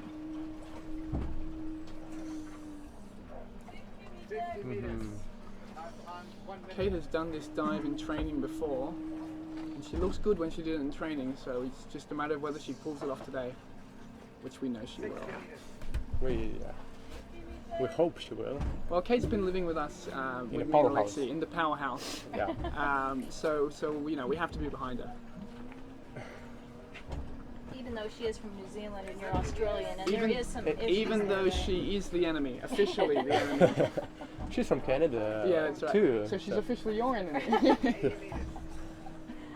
Okay, she's getting No. down to the end now. She's starting to fin. Probably she has a lot. She have a lot of alarms. Kate has a lot of alarm. Every 10 meters, there's an alarm. It looks like she's going to turn early. She's had an issue with her equalization. All right. Mm. Okay, but that will mean that she will be fresh on the surface She's for still sure. going to be fresh on the surface, but I don't imagine she's going to be very happy about that. She's had no issues with her equalization so far in this training period, so that's surprising. Give us some nerves. Yeah, So, definitely nerves. Alenka, please tell us about your dive. You certainly look solid on that. It was a really, really good dive. I'm really, really happy. I was Did you get obviously- nerves? Did you get nerves? I on the was nervous. I was very nervous. But then somehow, like 3 minutes before the dive, I just shut down everything and just focus. I know on when I have to be focused, and it worked again. So I'm gonna just keep on doing this because it's working. Yeah. The style is beautiful for She has a beautiful technique. Kate. She's pretty fast on the way up. She's very fast. Well, that's something yeah. that she's changed actually only this year. She's increased her ascent speed, and she says she feels so much better for it. Yeah. It's always fun to see the safety divers struggle to keep up. Yeah. Speed mermaids. Yes. We'll rarely see that tomorrow with the men. Oh, yeah. The safety divers will be working really hard. Breathe. There she is. Breathe. This way, Kate. Look this way, Kate. Give me an okay sign. Give me an okay sign. Oh, and she is hypoxic on this dive. Probably. I imagine the Nerves. stress got to her. Stress, Yes, probably. yeah. Yeah. That was a really hard dive, and 98 in Yeah. the World Championship is really, really hard. Yes. And it wasn't like even though she turned early, it wasn't a shallow dive at all. She No. did still 93 meters at least, or like something Still a there. very deep dive. Still very But deep. I mean, dive. stress has such a huge impact on a diver, and Yeah. I mean that's what makes a lot of divers hypoxic on divers Yeah. when they usually wouldn't be. Yeah. Good job, Kate. Go! Nobody clapped. So, Alenka, tell us a little bit more about your experience here and today, and like you said, the nerves being that this is your big dive of the competition. Yeah. And so how are you able, do you think, to sort of set that aside, those nerves and anticipation, and having the deepest announcement? Yeah, well, when I saw the start list yesterday, I was a little bit nervous when I saw that. But that was, let's be honest, that was the plan, you know. I was going for a gold medal, and I knew that 100 is a really strong dive, and I knew I am very strong. So Did you think there was a chance Alessio was going to announce deeper than you? Yeah, of course, because come on, she's a strong diver, so it wouldn't surprise me. But somehow I was like, 100, this is it. I can go 100, more than 100, no. So I stayed with 100. I was thinking also a little bit deeper, but I said no. I know, because I before I do some dives in the competition, I really like to do it in the training or in the competition before. Especially because of the nerves. So I really feel strong then if I know that I did the dive already, and if the dive was really strong, then I know, like, okay, even if I'm nervous, I will do it. Well, what do you think about your prospects now of going over 100 meters? It's very open. It's very open. You're open to the ideas. I'm open to it. I'm very open to Show to the camera what happened to your arm. Like, camera is there. I'm trying to hiding, but there. now I on can. on the Oh. Yeah, it's this like, this is the price of going 100 meters. so that was dragging, like it was touching the rope all the time. Yeah. This is happening only here. I don't know why. Maybe because the rope is more kind of like rough. Yeah, never happened to me before. Like, because I really like A little to. bit too loud. Sorry, we were talking too loud. I'm sorry. No. I really like to have the contact with the rope, even though we are attached with a lanyard. I always want to have this feeling that I'm still on the rope. That's what we saw. Like we saw that you're not looking at the rope. Like when I dive, I look at the rope, so I just keep it in my eye, in a side, Okay. so I don't open my eyes completely. But we saw that you're actually facing other direction. So and then we saw your arm. Yeah. Well, I actually do the exact same thing, and I find that it allows me to just close my eyes, zone out, and just relax more. Yeah, exactly. This Yeah. is why I do this. Yeah. Yeah. And to be relaxed, this is why I need to touch the rope, so I can really relax and I know, okay, I'm still on the rope, but I can close my eyes and I can just focus on equalization. For sure. Yeah. Alexei was commenting that your style is very similar to your countryman Samo Durenko, and we'd like to know if that is something that you have decided to emulate, or if you've trained together. That's like a Slovene school. But basically, to be honest, I saw his dive maybe a few years ago, and I was very surprised because he was, I think, the only one doing this. And 2 years ago, when I started, not even 2 years ago, when I started doing depth training, I tried and I found it very, very relaxed. Yeah. So But the last 60 meters, you still did an aero position. yeah, I do that.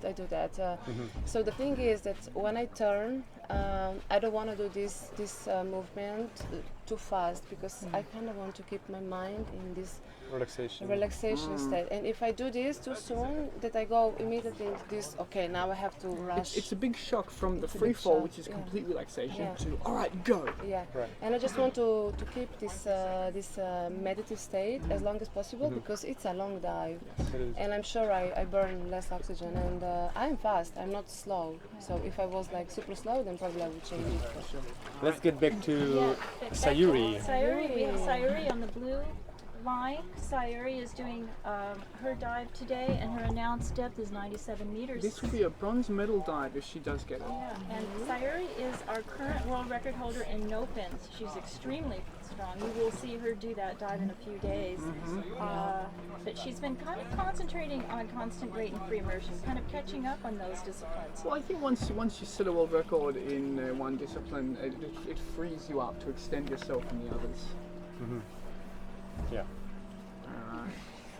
And she puts her arms pretty shallow compared to other previous divers. Most of these divers will have alarms in their dive computers that let them know at specific depths. So maybe she had an alarm at that depth, and that's where she likes to put her arms by her side. Right. But she still kicks Relatively deep. Relatively deep, yeah.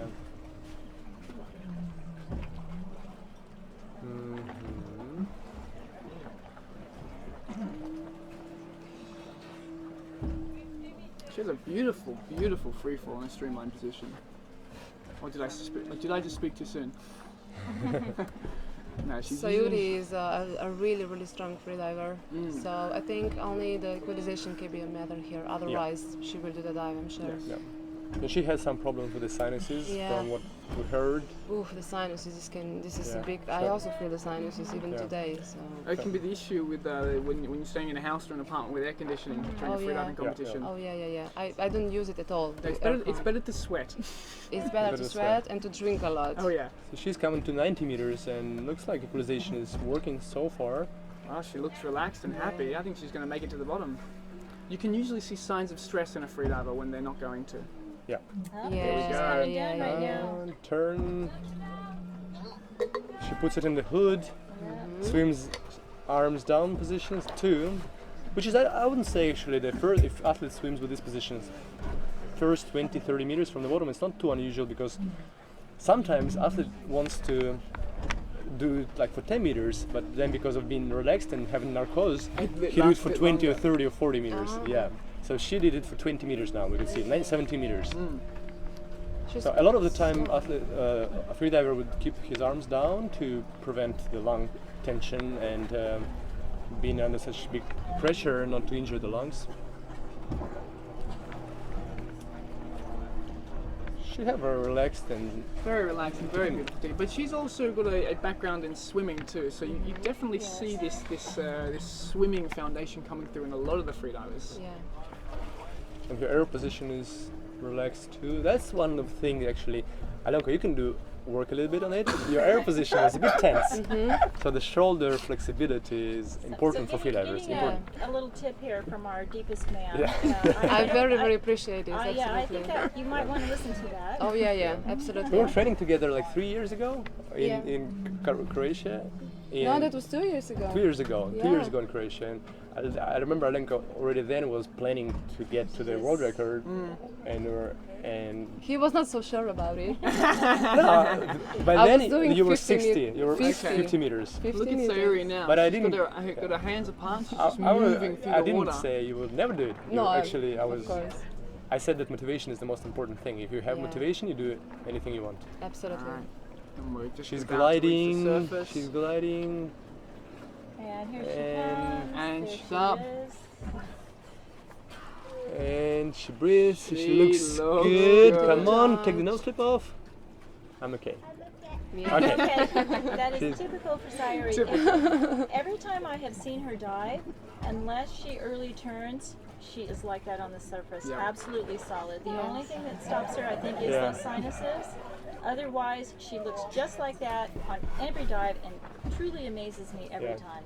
It's just, I know she'll be she was trying these deeper constant weight dives at Vertical Blue and was turning early. She was having some trouble. White card. Congratulations, That's Sayuri white card. Kishida, for the bronze medal.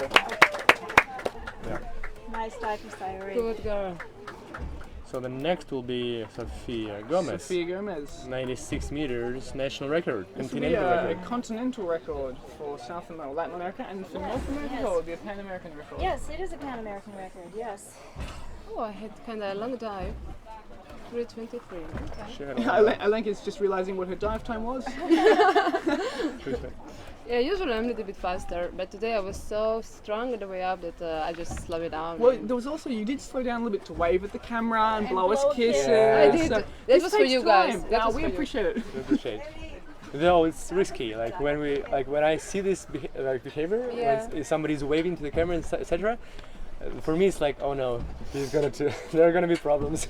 I Because- usually never do this, but today I felt Yeah. like so strong. I was like, Yeah, but it sometimes shows like when you dive in deep, you have narcose. Some Yeah. like non-smart ideas start to seem smart, That's right. and you start to just so many times I saw people get distracted with waving Yes. and then screwing their protocol Yeah. or getting a red card for being hypoxic. I have Gus- so guys, Gus- don't do this, huh? Yeah, Don't yeah. do this. That was I did it really- myself too. I remember me like beginning freediving 2004, and I was doing static breath hold, and I was like a beginner freediver. I was 17 years old. It was Moscow Russian National Championship, and I was doing 4 minutes. At 4:30, I started to have big contractions, and my mom was saying to me, "Alexei, exit, like finish the breath hold," and I was just showing like, "No, I will not." I was like, showing the sign about the water.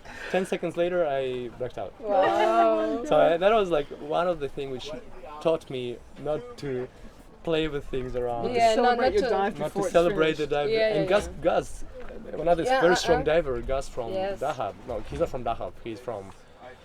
He's almost from He's Dahab. almost from Dahab. Yeah, our really Hi, good friend. Gus. Hello, Gus.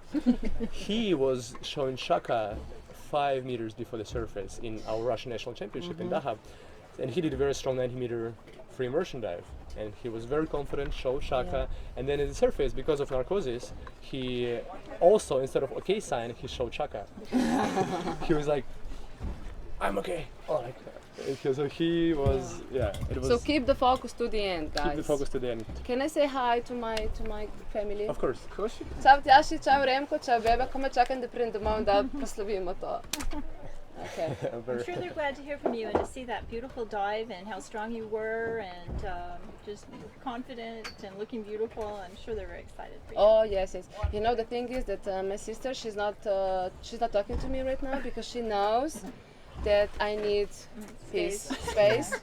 So she knows me very well, you know. I went to call her. Yeah, beautiful. Okay. I'm going to celebrate it, guys. Have a good time. Thank you so much. Congratulations. See you later. Beautiful dive. See you later. And Sophia have about 30 seconds before her official top. And She's right there, right next to Sophia is her coach Jonathan Sunix. and he touches her hand, probably trying to.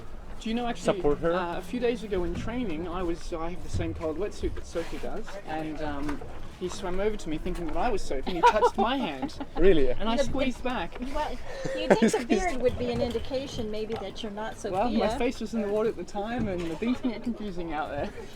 So Sophia is one of our ladies who has been able to use her free diving to promote herself in her country, Colombia, and has become quite a well-known model. She's So- made freediving very popular in Colombia. She has. Yeah.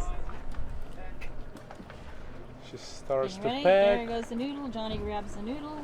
So this packing moment is actually tricky because sometimes athletes can become dizzy, packing extra air, packing too much extra air. So speaking of packing, let's explain what that is. We may have a lot of people here watching, and we had a discussion the other day about whether one should or should not pack. But maybe you can tell our viewers exactly what packing is. Packing is getting extra air into the lungs. It's a special freediving technique. It is a dangerous technique. You would never want to try it, being not a competitive athlete, because it can damage the lungs Absolutely. because of extra air. It definitely helps to equalize a little bit deeper, but it is not necessary technique till like for the first 60, 70 meters, let's say 50 meters, 60. And she's at 40 meters and she started to glide, and the first part looked really relaxed. She looks very relaxed, and like a few other athletes, she's got her hand pressed up against her lips to assist in her equalization, so she can hold more air in her mouth for a larger mouthfeel. And mouthfeel, if somebody don't know what mouthfeel is, it's a technique. It's a Frenzel technique modified by Eric Fata, a very famous freediver from Canada. So it's also called Frenzel Fata technique, and it's getting a lot of air at the shallower depth in the mouth and using it to equalize deeper than you would be able to do And without why it. is that necessary? Why is it necessary to take air in early? Because it's very hard to get it at depth, to get this air. You and lose it- access to the air that's in your lungs. Yeah. It's pretty solid. She looks incredible. She had a really great, beautiful free fall. Oh, there she is at the bottom. That's excellent. And up she Small goes, mid 30. arms by the side for the initial part of the descent. And she looked pretty relaxed and have very good technique. And the Here arms we up go. at 80 meters as well. So Seems to be a very common theme with the women. yeah. Sophia was a quite successful fin swimmer. She's very strong. So this kick comes natural to her from fin swimming. She's been doing it for a long time. So it may be that part of her technique is that this isn't difficult for her. And guess what? We've got Alessia Zucchini joining us now. Alessia, please slide in and sit next to Alexi. You can see that actually for her, you can see why she was a fin swimmer before. You can see the reverse kick. Yes. Most of the athletes don't have the reverse kick when you push backwards. So she have front kick, she have reverse kick, and even though now she started to be tired, Yeah, you can definitely see the fatigue in her finning. yeah, but she's still very solid and beautiful Very technique. strong. And look at the air position. Air Yes. position is amazing. Yes. Locked in and relaxed. Yeah. And here we are. She's about the surface, 10 meters below the surface now. She looks up. And she is breathing. Oh, She's rushing. she did a very fast surface Very protocol. fast, but And she's she's happy. celebrating already. She's celebrating, yeah. She's happy. She's happy. Strong, very strong dive by Sophia Gomez. Beautiful.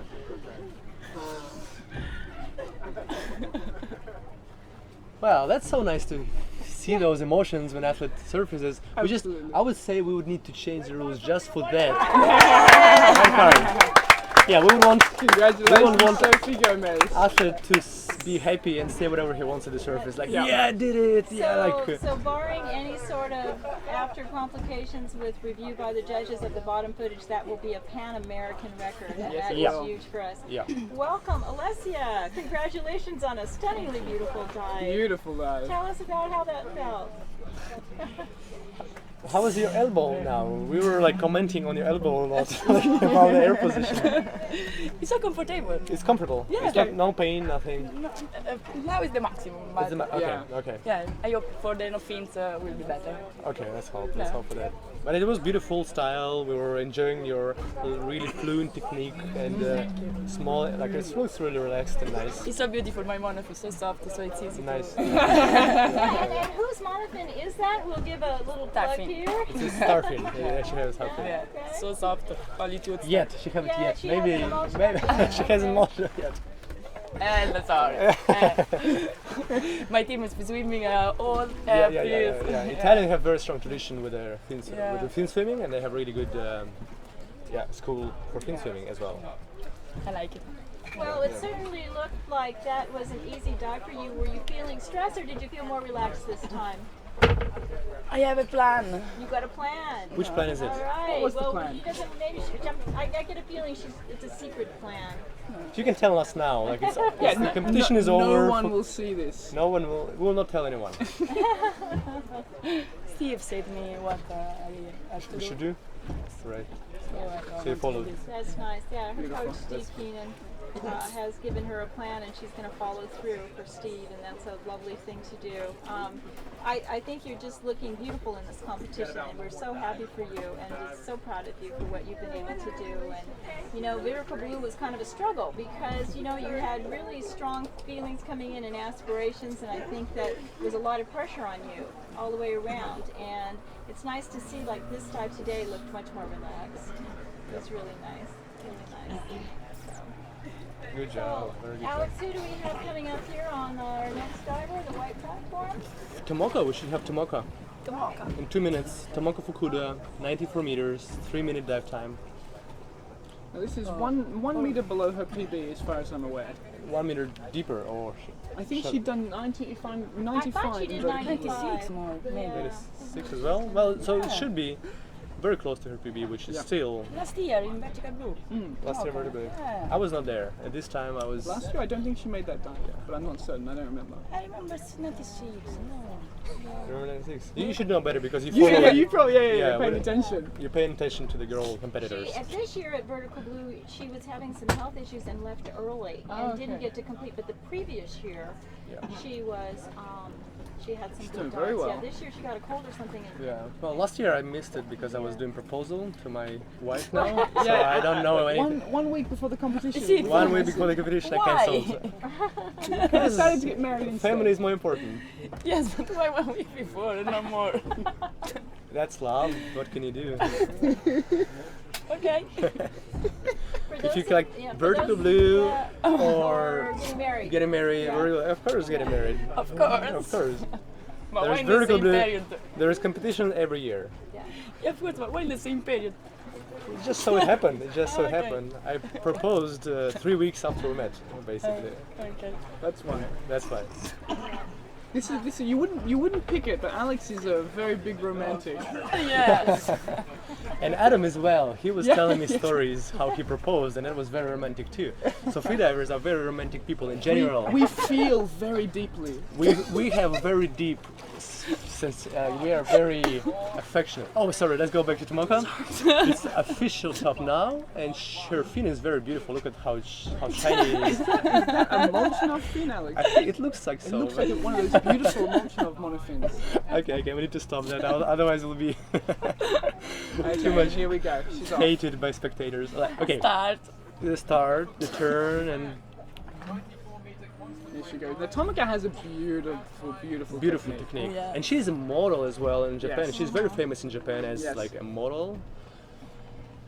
And we can see like the good style. Like so for good style, I will give you the points. Like she have really good hydrodynamic position, and even though her leg amplitude was really big, her arms were really stable. That shows a really high style. When your arms are really stable and arms Wasn't don't rocking move, at all. wasn't rocking at all. And if your legs are pushing, like have a really good amplitude, that means that you have very good body like coordination.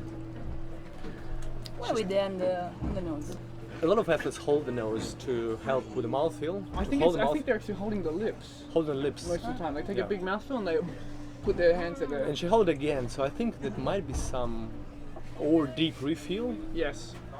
And that's like, in my opinion, that just means that there's more chances to have problems with equalization if you do Absolutely. deep refills, etc., etc. I think it probably demonstrates not quite a mastery of the mouthfeel technique. Right, but we could, maybe this is stuff she likes. That's true as well. I mean, Yeah, it's so- hard to say someone doesn't have a mastery of mouthful when they're diving to 94 meters. Yeah, right? yeah, for sure. And it seems like she's getting there, so it's Yep, really, she's really gonna make good. it. Up. Beautiful. Beautiful, beautiful. And she started jump, and she was a bit unbalanced at the bottom. I do remember that I think in Bahamas there was actually some ear problem there, so Yeah. some ear problem in Bahamas.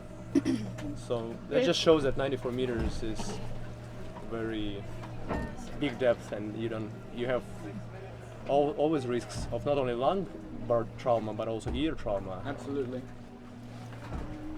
She's And coming up very nice and slowly, like taking her time, Beautiful not technique. rushing. And a beautiful technique. yeah. Beautiful technique. Very stable arms, very good in wide amplitude with their legs. Like you were saying about Please, Sophie's Sophia. beautiful back kick, it And seems like the Tomoko also has a very nice back kick. Yeah, yeah. It's 48 meters, 50 meters, and And she'll be joined by the safeties any second now. we should remind that she had actually she was a bit hypoxic on a free immersion dive That's true on a her couple 80 of days meter free ago. motion. So it's interesting how that would affect her today's dive. If she have some thinking now going on in her head, like being a bit more nervous because of that. That's true, it can affect But that. it looks good. It looks good, but it's She always a also- game of mind. Yes, that's right. But free motion is not her Strong. her discipline that she trains. And the dive time it looks like she'll be 3 minutes and a little bit, which is a good dive time for a great dive girl. time. For Yeah, so fast. 3 minutes, 10 meters to the surface. And let's see the surfacing. Breathe first, breathe first. Rushing again, She rushing is again. wanting to do this fast. Breathe. Nice. And there seemed like there was a deep It seems like she dipped her airways. And the rushing. safeties have held her up. Rush is never good. She flew fine. I think the major contribution was being in a rush. She was definitely in a rush to complete her service protocol. Yeah. And that, and that's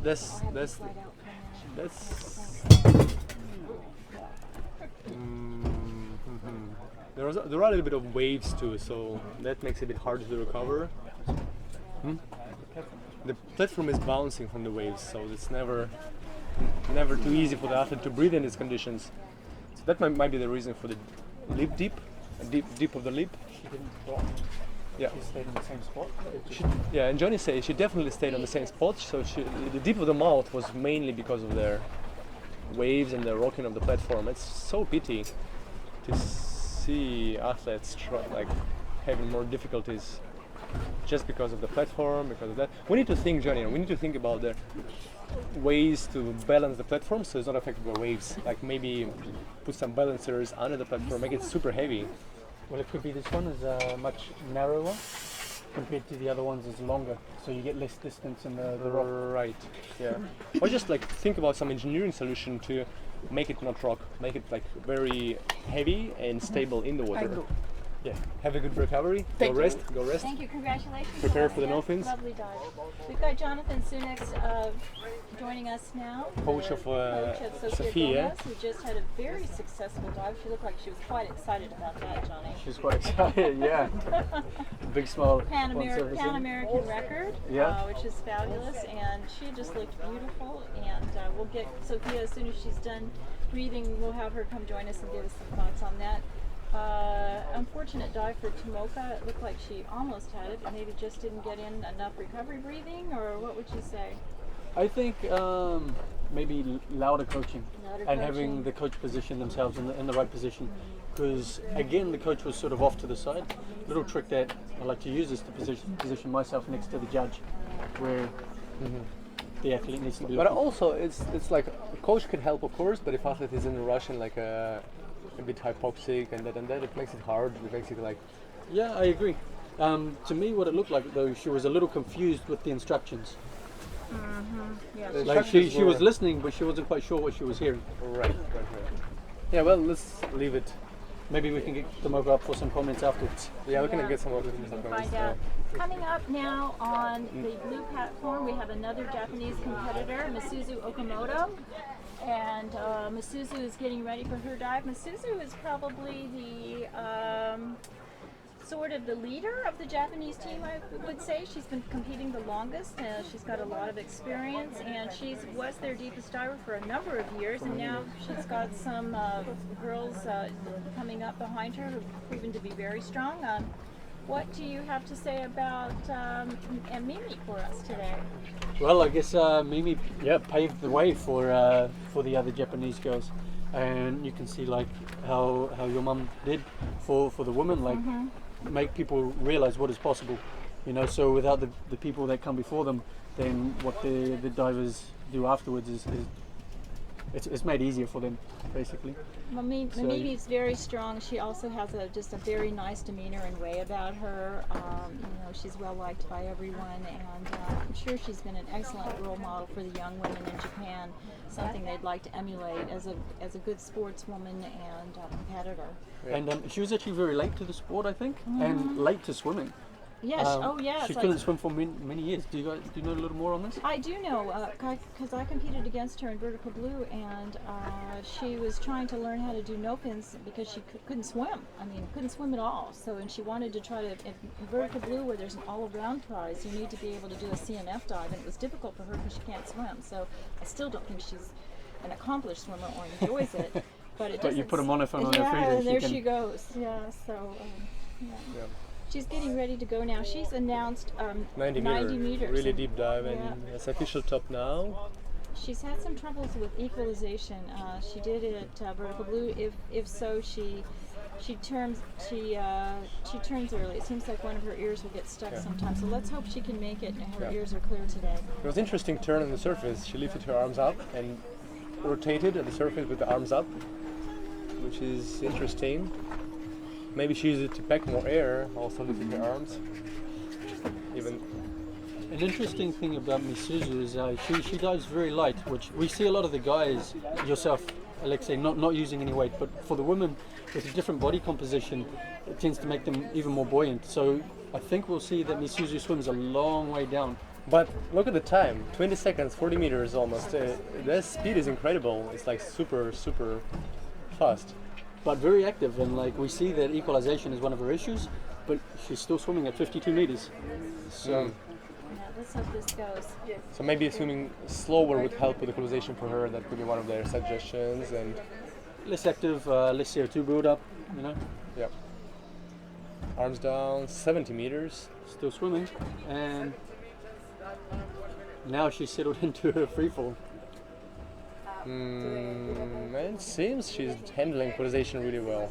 85. She's relaxed. Yeah, she's been diving below 90 meters for many years now, and she's at the plate. Oh, that's great.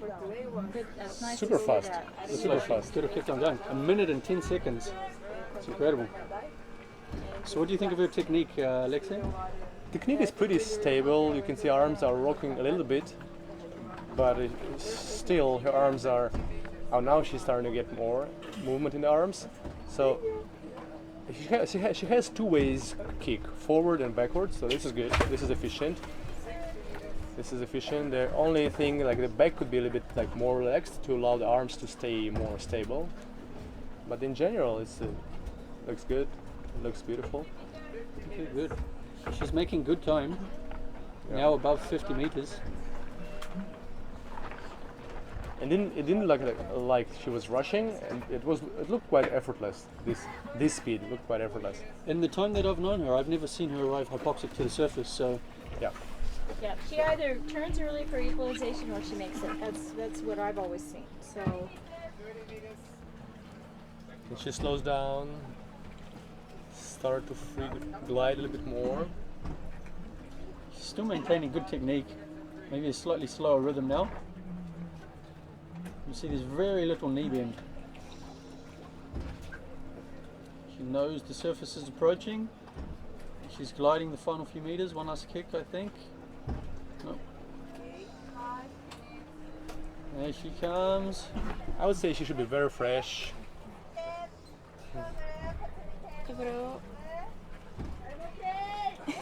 Easy. Very good. Easy. Beautiful protocol. 5 seconds. She has a tag. She has a tag.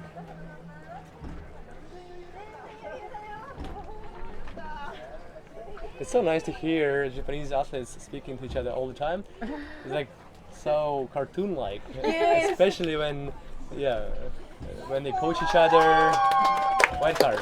White card. Good job. So that should be enough for 5th place for me, Susan. Something like that's that. very nice. And we have new Pan American record holder Sophia Gomez visiting us right now. Tell us, Sophia, how was it? How was the nerves before the dive? No, today I wasn't that nervous because what I did yesterday was that I didn't look at anyone else's announcement. I just saw what time I had my dive and I didn't know what anyone else was going to do, so I was like just focusing on my dive, and I just thought, okay, this is an open line. If I don't make it to the bottom, it's okay. But if I make it, okay, I'm gonna be really happy. And I did it, and I felt really strong when I got to the bottom. I got my tag. I was feeling really, really good and really happy. Did you think at the bottom when you turned, like, yeah, I did it? Or you tried to hold it to the surface? No, I knew that I had it when I got You to had the, it? Yeah. For me, constant weight, the hardest part is going down. If I go to the bottom, I know I'm 90% sure that I have it. But today I was still 100%. 10%. Yeah, no, but today I was 100% 100%. sure. Like, I got this. It's Okay, really okay. nice. And it, like for me today, doesn't matter that I didn't get a medal. This was a personal best for me, and we've been working really hard to go past 90 meters this last year, and it's really nice to have done 4 dives now below 90 meters, like no problem. So it's really nice. Right. And to set a personal best in competition is also a. It's not the first time you've done it, but it's it's World Championships, and it's it just shows that maybe we're starting to reach a new level with your diving. Yeah. Well, and I think your attitude is great about focusing on your dive, and whatever gets you, that's where you are, and with a personal best, and not worrying about the other divers. When you get all that in your head, oh, I got to get a medal and this, then you end up defeating yourself before you even get out there. You put all this pressure on yourself to be nervous, and you got to realize you've got the world record here holder right competing with you. You also have Alenka, who we've been watching, so strong. Yeah, super strong. So if you get yourself all caught up in all that, I just think your attitude is just perfect. It's just great, and obviously very successful for you today. Yeah, I'm really happy, and I already have a medal, so I don't have to worry about anything else. Good, very good job, very good job. Thank you so much. Yeah, thank you. So coming up next, we are going to be on Jennifer Wendland, the German national record holder. She's been diving really well the last couple of years, and she's been training in Egypt with the Germans and quite a few Europeans, and she's become very, very strong. And do you know her from training, LIC? I saw her training in Dahab in Blue Hole, but we didn't never train together. But she was, she looked very, very motivated and progressing really consistently. She has been diving really well since she's arrived. Like. Consistently getting white cards and clean performances, and she's staying with Alenka, so I'm sure that that's having an effect on her. Right. So there is like another powerhouse number two. Number two. Right. Yeah. Adam says he lives in the powerhouse, and I think the girls might have That's something to say the about powerhouse. We can just actually explain what's the powerhouse. It's the only people that think it's the powerhouse is yourself and Adam. No, it's me, Adam, Michael Ward, and Kate Middleton. Okay. And my wife, who is Olympic swimmer. So it's a real powerhouse. Okay, 30 seconds before official top. And she actually getting ready to dive face down. That's very unusual. You rarely see it. 20 seconds.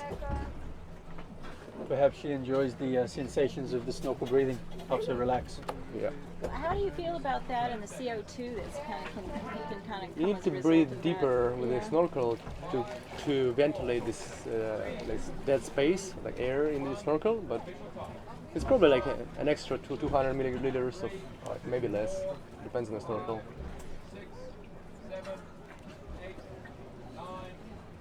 And CO2 is actually good. CO2 makes it safe. You want to breathe more, but there's less chances to hyperventilate. Stronger dive reflex. And it's national record for her, so even though it's 84 meters, it's still very deep. And yeah, it must be close to 250 feet. Yes. So 250 feet. We've become, these women have just increased these depths so exponentially just recently.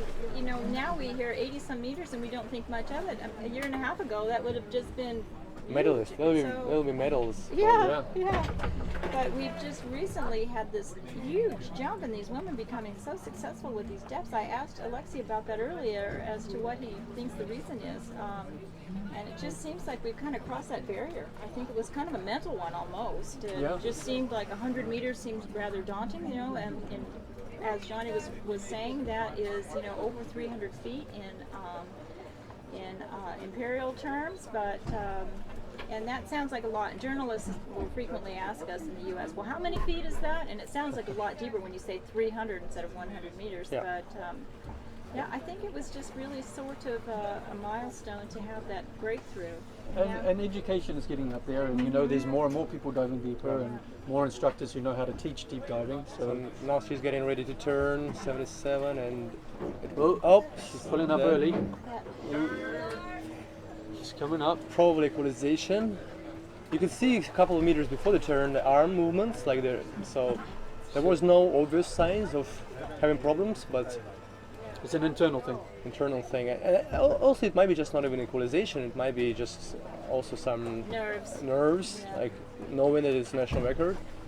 And Jennifer it's like one of her, like she's new to the top. Like she was not competing for many years yet, so she have not so much experience, and she's obviously a very strong diver. And if she continues, we'll surely see her on the top of the competition. There's definitely an element of competing in the World Championships. Just that title alone is enough to unsettle you a little bit. Yeah, that's right.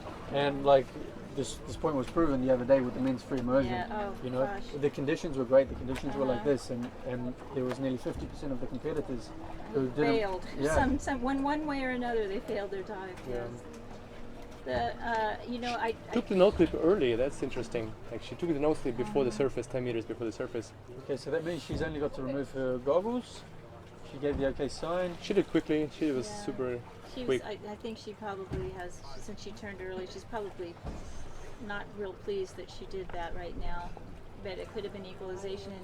And the consequences of diving past the point where you can clear your ears can be ear damage between the inner ear, the eardrum, sinuses, all kinds of different things can happen. So oftentimes the diver will make the choice to turn early because they want to make sure that they're not going to burst an eardrum.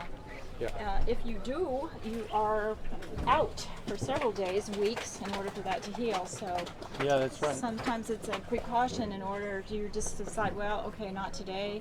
It's not happening for me, and I want to save my ears for my next dive. For those of you at home, yeah, it's always better to turn early and to try again another day than to try and ride those ears out and try and leach out those last couple of meters. Yeah, and there's no embarrassment in turning early. That's just something that you make as a choice. It can be a very prudent one. Yeah, it's actually it shows maturity of sportsmen. If you can turn early, it's a bit hard to turn, and if you ride your ears, you're risking damage them. But some athletes still do it. Oh, this is for me, or there were some Alex calls, but no. Yeah. So yeah, that shows that she did a really good decision at the bottom. That's right. Yeah. Yeah. And- So, and she Free diving isn't a sport like rugby or gridiron where you can put the body on the line. No, You know, you no. really do have to listen to what's going on. And Yeah, because if you do damage something, even with a sinus squeeze, which isn't as serious really, but I've had them before, they are so painful. If you get a squeeze up here and you can't equalize and you keep trying to, it hurts so bad that it's just... And it can sit you out for several days, It can. weeks. Yeah. It can. It really is something that, and it's frustrating for those of us because you know you want to dive but you can't because your body's just not cooperating, and it's just something that sometimes you have to contend with. You may have a physiological reason for it, like allergies can cause a lot of trouble because you've got all this congestion going on, and it's some things that we have to work out as we're learning and progressing in our diving. Now, Alexa, you've been diving deep for many years. Did equalization come naturally to you, or? Not in the first couple of years. In the first couple of years, I was doing. How old were you in the first couple of years? 2004. I was 17 years old, 18 years old. I was doing like any style which worked. So it was probably a mix of Frenzel and Valsalva or something like that. Or like. You can Google those two terms, Frenzel, Valsalva, and see what those are. They're a little bit hard to describe. There's different ways to clear the ears. But you can look that up. Yeah. Or take a course with some good instructor around. That's important. Johnny is one of our resident equalization experts, and he can teach you all kinds of tricks. And there's different ways to practice to learn how to equalize. Yeah. And what was the year? 2005 when I learned Frenzel Fata. It was 2005, and after that, I was progressing pretty smoothly. I wouldn't say I had problems with Frenzel Fata, like for the deep equalization.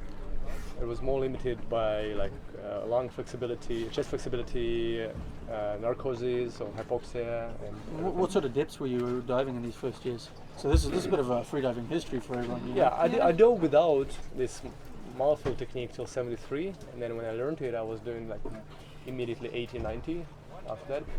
So when I was 20 years old, like 21, when I was 21 years old, 2008, that's when I did more than 100 meters. So I remember 2008, I did a 101 meter dive.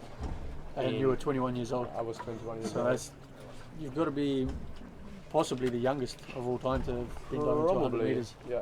But it doesn't really matter. Now I'm sure there are young guys who can dive deeper to 100 meters, but by this time probably I was one of the youngest to dive 100 meters. Yeah. So now that we're on this subject, we do have Sofia Tapani coming up on the white platform. She's from Sweden. She's announced a dive of 77 meters, but let's see what's happening here. She's getting ready, but start thinking about the answer to this question, which I'm going to pose now. What are our predictions for tomorrow? Alexi's going to be doing a dive in constant weight, and Johnny can comment on what he thinks is going to be happening with our cast of characters that will be coming out. Are we going to see the same sort of mixed bag of results that we saw in men's free immersion, or do you think we'll be more solid tomorrow? I'd like to think everyone's going to be more solid. I'm optimistic. Yeah, I mean, we've had good conditions for the last several days, and hopefully this continues because the weather can really have an effect on how people dive. Monofin affects less than any other discipline. Yeah, you've got a little bit more room for error, but then it's going to also come down to who's going to dive conservatively and who's going to push their limits. Because if you dive conservatively, then if there's a little bit of current, then you're okay. If there's no current, then you can push to your max. So. Sophia's getting ready to go now. Sophia's a scientist. She hails from Sweden, as I said. So she is a part-time freediver. Some of our freedivers actually are instructors and pretty much work at it full-time. Sophia does have a real job. And so she's enjoying being here and enjoying the warm weather, I'm sure. What do we think about her technique today, Johnny and Alexi? It's a good technique. There is no much knee kicking. There is like almost not at all. It looks pretty. Actually, it's fast. She's very streamlined. She's deeper than 40 meters now. It's 40 seconds, so she's very fast. And her position is very streamlined. Legs straight, nice arms straight. She holds the carabiner of the lanyard. You can see that she holds the carabiner of the lanyard, which might slow down the athlete a little bit. But it keeps freediver very close to the line, which is comforting. You know that you're right next to the line. And her average speed is still faster than 1 meter per second, so it's all right. Yeah. Oops. Oh, what was that? Equalization. Oh, she knew she was close and she pushed it a bit. She's coming up strong. So now we see she's coming up with her arms by her side. Little less hydrodynamic, but perhaps she's doing it to help protect her chest a little bit more of a knee bend, and she's actively using the quadriceps. She started to slow down the frequency of the stroke.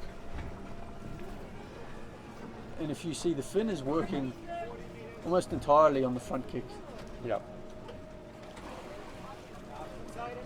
So what you might see from guys like Alexei is that the fin is working in both directions. So he's working both his quadriceps and his back surface of the leg, like calf and biceps of the leg and everything, and feet helps a lot. Arms up. So she's looking good. Here comes Sophia, breaking the surface now. Okay, and that's a very nice surface protocol. So I'm sure she's pretty happy with the dive. She probably frustrated she had to pull up early, but it was a strong performance. It was close to the bottom. Yeah. It was a couple of meters off the bottom, so that's... She should still end up with like 71, 72 points, I would imagine. Waiting for the judge's decision, see what they say about that. We know it at the least it's a yellow card because she did turn early. There's no possibility of getting anything better than that. It is a yellow card. Yellow card.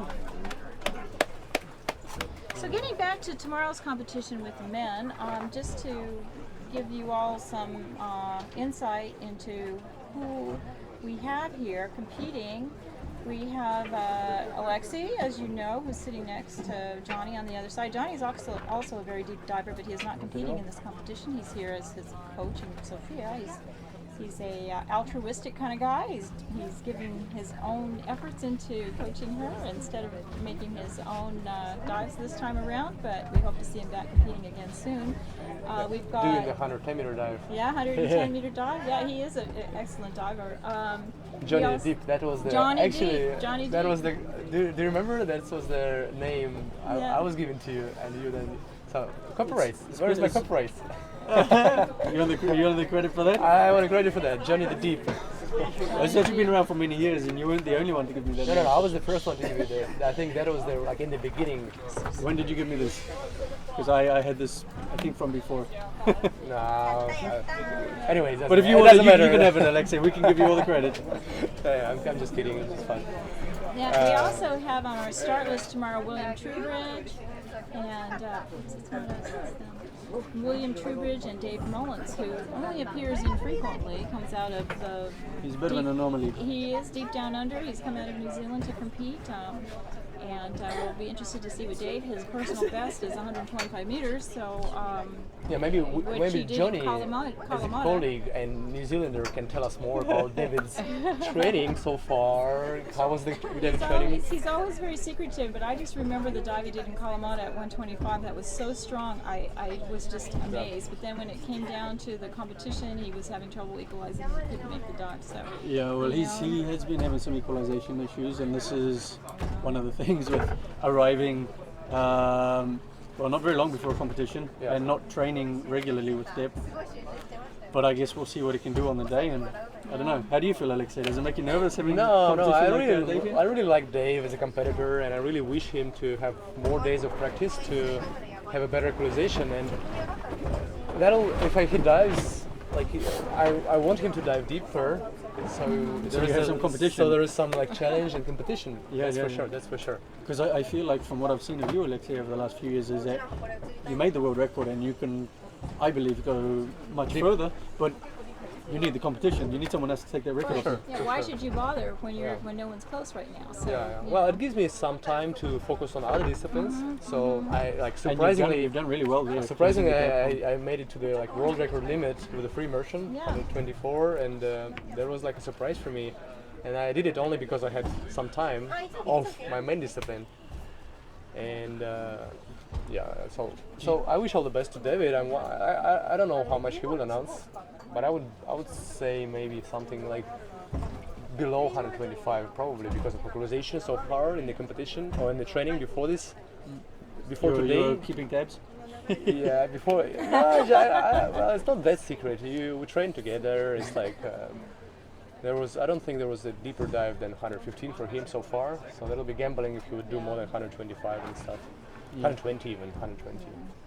But he's a very strong diver. He has very strong hypoxia resistance. He can hold his breath for a long time, swim very far. And he had the dynamic record, and I believe you took it off him. He had a dynamic record, 248 meters. It was 2009? 2008, yeah. And he had the dynamic no fins record when it was an interesting point rules-wise. He had the dynamic no fins record for a number of years as the longest swim in no fins, but it was when national record. It was a national record. It was longer than the world record because when it was judged, there was not a high enough level judge there to verify it as a world record. Unfortunate, but it was there for years, and it took a long time for Matt Molina to be able to break that record and actually increase it so that the national record of New Zealand was not more than the world record. Yeah, it was like 8 years or 7 years. Yeah, like it was a very long maybe time. 7. And I know Matt, that was really on his mind, that he felt like he was the world record holder, but yet there was this other dive looming out there that was further than his. So I know he was very pleased when he finally broke that. And when he broke it, he broke it quite strongly. So that has. Also, we have tomorrow. Oh, we have Carrie getting ready to dive. We have Carrie Hollowell coming up now on the blue platform. Dr. Carrie Hollowell from the United States. The boat is coming. Okay. Alexi's going to be off to prepare for the competition. Yeah, he's got to get ready for tomorrow. Carrie's getting ready to go. Carrie's announced a dive of 73 meters. I'm going to leave you to it. Okay, thanks. Congratulations. Thank you. I'll see you guys later tonight. Bye-bye. Johnny's leaving me too. He's going to go back and take care of Sophia and do other business that he needs to attend to. Carrie is off. I started to say that Carrie is a doctor. She's an emergency physician. She's also our resident expert on lung squeeze. Carrie has done a lot of research on lung squeeze. She's helped us a lot with trying to help our athletes deal with possibilities. I've got Sayuri just sitting in now, and congratulations Thank you very much. Very nice, beautiful dive. It looked easy. And Miss Suzu's going to come join us too. We have our two lovely Japanese ladies joining us here. We're just watching Carrie Holloway. Carrie dive now. Carrie's on the line. I know you both know Carrie. She's now 50. She's announced a 73-meter dive. Carrie has been struggling through the years. Part of it is because as an emergency room physician, she has a very stressful life and very busy, and I think it's hard for her to switch gears and come out here and relax. And the whole time she's here, we've got freedivers asking her questions about, oh, I hurt here, or she's having a little trouble, but she's at the plate. There she goes. She's got her tag. Putting the tag in the hood and coming back up. But if she can make this dive, she will be so excited, and we would be so excited for her. So she's coming up. What do you think about her technique, girls? Any comments on what you see here? Her free fall is so straight and looks relaxed. Today I feel some current. A little current today. Did you feel a little current today? Both of you ladies look very good, strong on your dives, though. They looked very good. We couldn't see that there was any indication of a problem, but you're feeling a little bit of current down there today. And here comes our first safety. Let's hope Carrie can make this dive. I'm sure she's relieved to see that safety. It's always a good feeling when you see that you're almost there. I always try to smile to safety. Oh, I'm sure they enjoy that. And here comes Carrie. She's almost there. Feel tired. A little bit tired. Yeah, kind of a big knee kick there. Yeah. And here she comes. Let's see. Sign. Signal. Say Okay. Okay.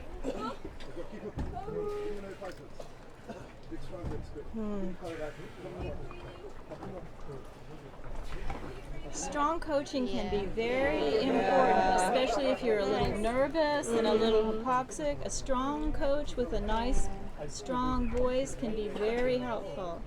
I think in that case, that was very good for Carrie. Needed someone there to help her through that. It's amazing. You can come up sometime and your head just isn't there, There, nice dive. White card for Carrie. Congratulations to Carrie. So Sayuri, tell us a little bit about your dive today. Today, it was so nice. Aww. I was worried about my sinus again, Yeah. but I was sure that I could do. Oh, good, good. And I was really very relaxed. Good. So my dive was a little bit long, more than before. 3:30 around. Yeah. It's very long. I told our viewers while you were diving that you are a current world record holder in the no fins, which we'll be seeing in a few days. It's our last event of the competition, and that is your specialty. But since you've attained the world record, it's kind of giving you a chance to focus on the two other disciplines because you've already got one under your belt, and now you're working on the others. Is that sort of what your idea is for that? Yeah. Very nice. And Mimi, tell us about your dive today. Today, very happy. Too easy. Easy. Very easy. It looked easy. I was telling everyone that at Vertical Blue that you were struggling with some equalization issues and some things over the years, and I also told them that in your case, if you make it to the plate, I'm almost 100% sure you're going to get a white card. It's just whether or not you can keep your ears cooperating with you, because the only time I've ever seen you not make it is if you early turn, and that's because something's wrong with your ears. So, but every other time, if you make it and you come to the surface, you're always very strong, as you were today. So I was glad to see that it all went well and those ears were behaving themselves. I'm happy. We are so happy. Arigato.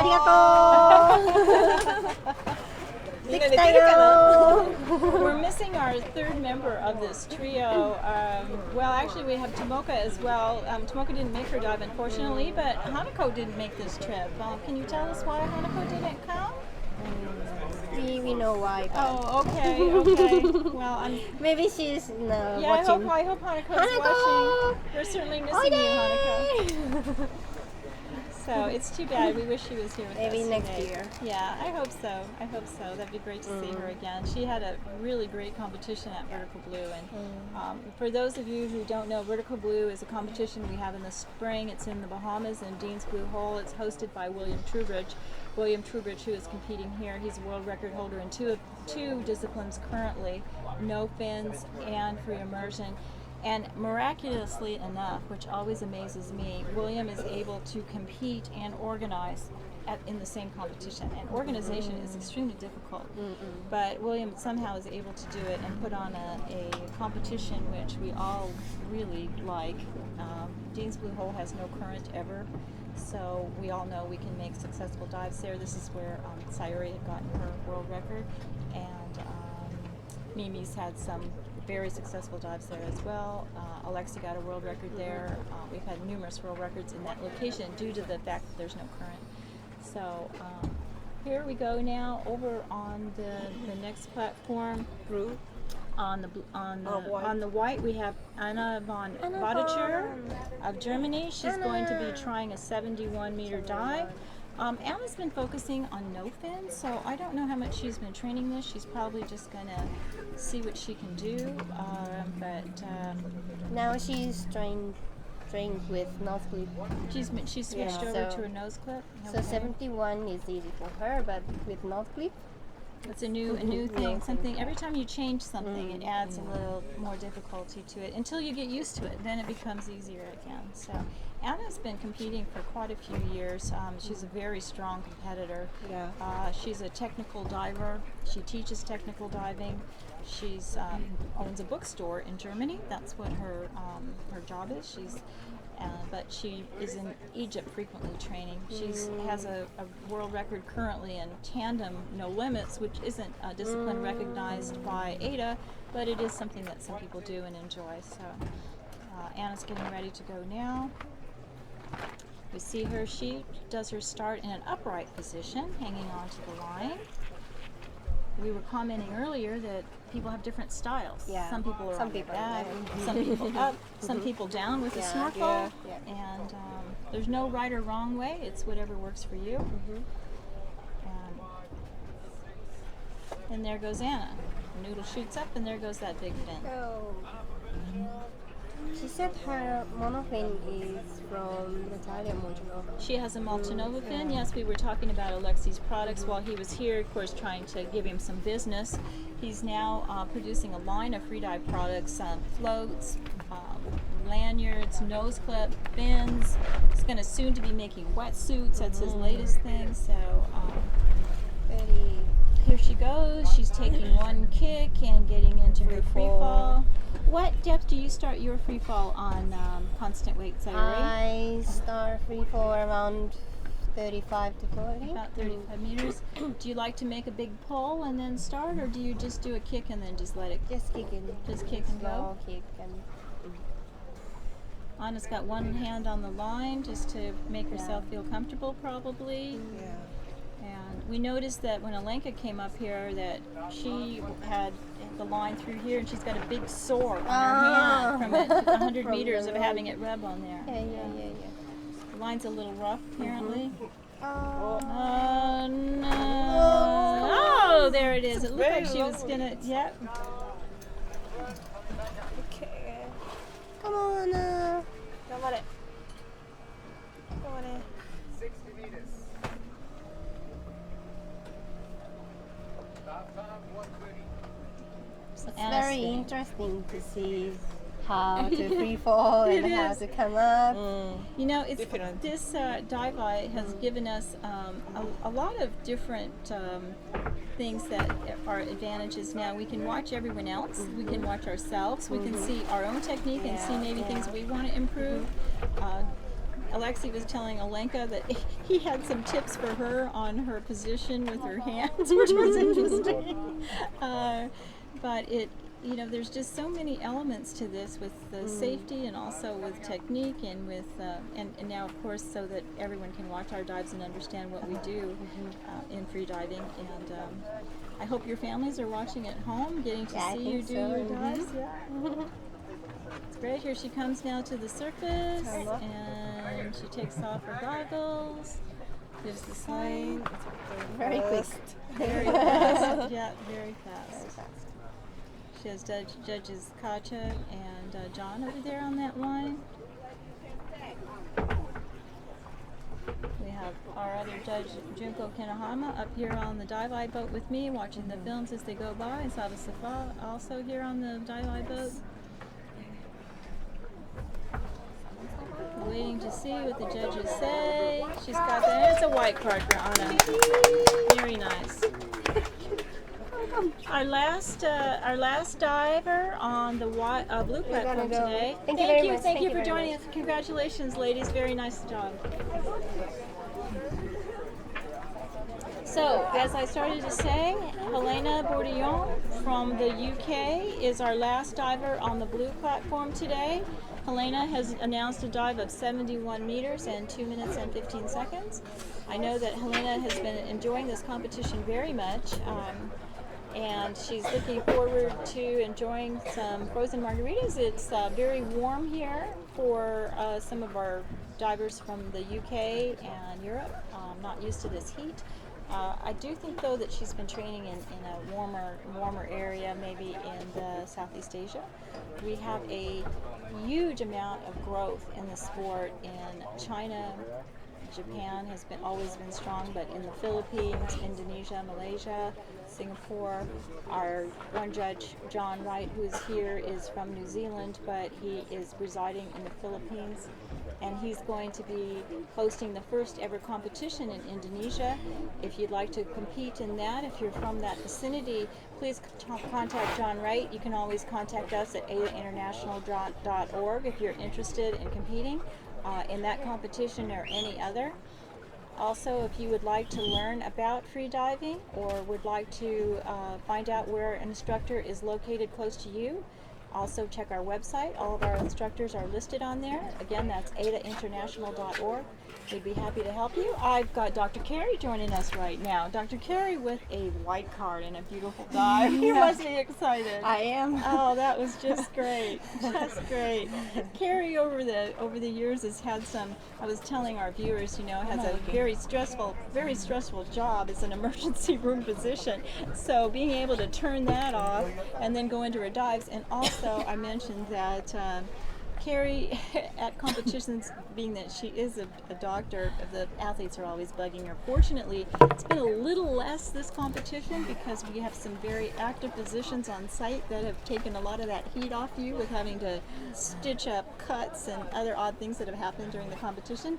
But wow, tell us about that dive, Carrie. Oh wow, I did a lot of visualization on that dive because in the previous days I've had some, it's like my subconscious just turns a switch and before I know it I've turned around and I'm coming up and I'm like, why did I just turn? Yeah. It's like my body gets uncomfortable, and as soon as my body gets uncomfortable my mind just turns the switch before I even have like a conscious awareness. And so today I had a plan. Oh, that's great. And obviously that plan worked. It did, and it did. It was a very relaxing dive. Oh, I can just see how excited. You know, the thing is, now that you're over this hump, this may just do it for you. Yeah. You know, it's like you've kind of got that monkey off your back. Yeah. And I maybe, just, you know, I announced 73. I thought about being conservative, but I said, you know what, I'm just going to go for it and come what may. And it worked for you. Yeah. That is just brilliant. You know, that is so exciting because I was explaining to everyone earlier and today that this sport is such a mental thing, and it's just a fight constantly with us, with our head, you know, of saying, well, you know, I don't know, I don't feel well, I'm going to turn early, you know, and then all of a sudden you turn and you can't go back. So it's... And then you beat yourself up all the way up. Why did I do that? Why did I do that? Yeah. You know? And until you can somehow make that breakthrough. Well, and instead of saying don't turn and having like a negative a negative thing, I said on the surface right before as I was taking my final breath, I said yes, yes, yes. And then on the dive, I said relax, relax. Oh, that's just perfect. Relax. Yeah, Alexi and Ed and I were talking about the importance of thinking positively. Yeah. Negative thoughts, you know, not only in even if it's to say don't turn, that's still a a negative thought. You need to put everything in a positive perspective. And you know, we were saying that it just in life, as a life philosophy, being a positive person makes you much more successful. Anybody who mopes around in negative and is always self-defeating, it's just you're setting yourself up to lose from before you've even started. So it is something that it's hard to do. It's really hard to do. To be optimistic is hard. Well, this is a great sport to practice. It is, and it feeds over into your life. So when I'm in the emergency department and I've got just everything's hitting the fan and going crazy, I have this practice of this positive mental speak that I can rely on to stay focused and positive. That is just amazing. I mean, can you imagine that how this translates in your life? If Carrie can do this in her business as an emergency room physician, and I'm sure you can all imagine, you know, you get people in there sometimes 10s or 20 at a time if there's been some kind of an incident, huge car wreck, pile up on Highway 10 or whatever it is, and trying to stay focused and calm and be able to do what you need to do. I'm sure that sometimes you can get rattled and things that just happen. So now we have Helena, and Helena's from the UK, and have you had a chance to meet her? And I train have. with her? We're very close friends. She's got a very nice free fall there. She's taught me a lot about meditation. And so she's really got that mastery. She has mastered that skill. Yeah, that's and you can see it in her fall. Yeah, what we try to do during the free fall, and believe it or not, I'm sure for some of us who have not done much diving or just looking at the sport for the first time. There she goes. There she's got her tag. She's securing it in her hood and coming up. During that free fall time where we're just sinking without doing anything, you're trying to conserve oxygen, and the best thing to do is try to put your mind in a meditative state, because your brain actually burns a lot of oxygen on itself just in the thought process. So she's got her arms down because she hurt her shoulder a couple of days ago, and it hurts her to raise her arm. Well, we've been watching. We've had a number of athletes. Alenka, for one, who is certainly someone we would say is a good diver, especially today with 100 meters, a white card. She just dives like that anyway. So, you know, it is a style preference as well. It might be a little bit uncomfortable for Helena because it's not what she's used to doing. We can see the first safety coming in now, giving her a signal, reassuring her that everything's good, and she's almost there. It's always a good feeling to see those safeties. Sure it is. And there comes some photographers, Dan Verhoeven right in front of her. There she and goes. here she comes. Let's see how she does.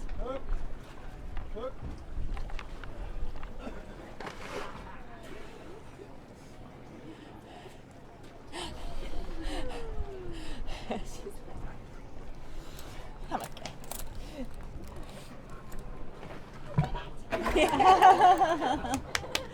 Oh, that's great. Just waiting, just waiting. The judges are obliged to hold the diver for 30 seconds before they present the card. We're waiting for that final decision. There it is, white card. And our last diver will be over on the white platform. It's Kristen Kuba of the U.S. from Hawaii, part of our very strong Hawaii club here. Thank you, Carrie, for joining us. So last but not least is Kristen. Kristen has announced a dive of 70 meters and a dive time of 2:05.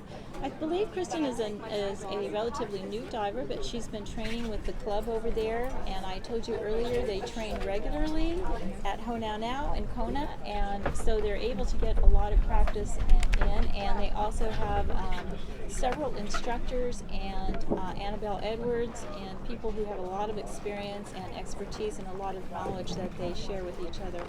So it's a very nice atmosphere for them.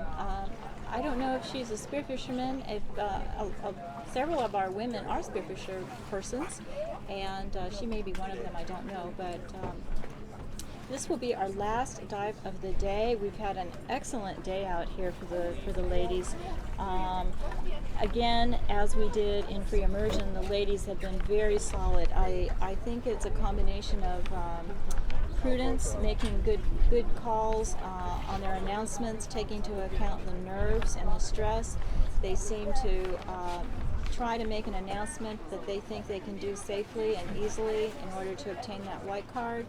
And we've had a lot of white cards today. We've only had a couple of early turns and one red card. So it's really been a very, very positive day for the ladies again. Big dives, certainly big dives, but very successful dives and a lot of white cards. We're always happy to see those white cards. Kristen's getting ready now. She's laying on her back. She has a noodle under her neck.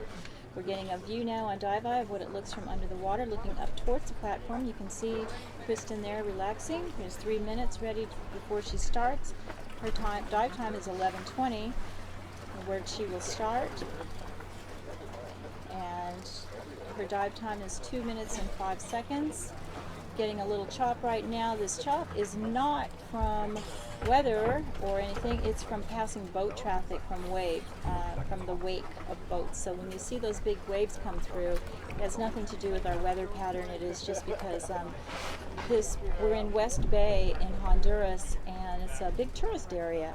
It's beautiful. There's resorts all along, and palm trees and coconuts and turtles and lots of fish, and it's a very popular spot for tourists. So because of that, there's boats going by, and there's not too much we can do about that.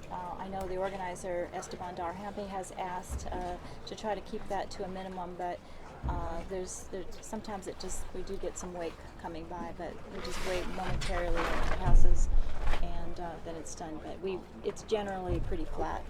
So we've been very lucky so far with the weather. I'm hoping we have good weather tomorrow again for the men for constant weight. We will be, and there's Helena coming up to join me. And congratulations, Helena. Please sit down, try to catch your breath here. Just finished that dive. What a lovely dive that was. Congratulations. Thank you very much. Very good. How did it feel? Tell us about your dive. Well, it was an interesting experience because 2 days ago I slipped on the platform and I wrenched my shoulder, so I got my arm taped, and I ended up doing the dive without any arms, which was like, well, I guess as long as I can get down there, it'll be alright. And yeah, it was really nice, really, really happy. Great. Another white card. Good, congratulations. You know, Carrie was commenting that about telling us about your shoulder issue, and You didn't know it, but earlier we were watching Alenka, and that's just how she dives. She dives with her arms I like saw- that. The actually Slovenian saw- style, which she's gotten from Samo Jurenko. So, you know, it doesn't necessarily mean that it's lesser than. It's just an option. Not necessarily that your viewers will understand what a mouthful is, but having my arms down and being able to bring the air up was a lot easier than with the arms above your head. So I may investigate that in training a bit more. It was just what was different. What was really quite different was on the way back up, not having my hair after the initial sort of 20 kicks, not having my arms up and that streamlining.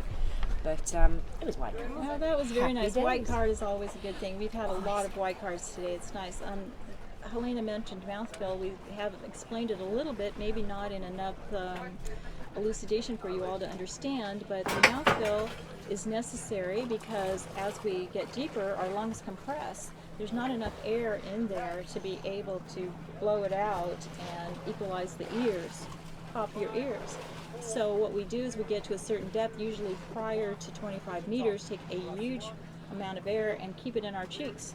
And then we use that air in the cheeks by pinching the nose with a clip or something else or the hand and push it up into the ears to open them up. Here goes Kristen Kuba, our last diver of the day. She's doing 70 meters, and we'll ask Helena for some comments on Kristen's style. Nice strong start.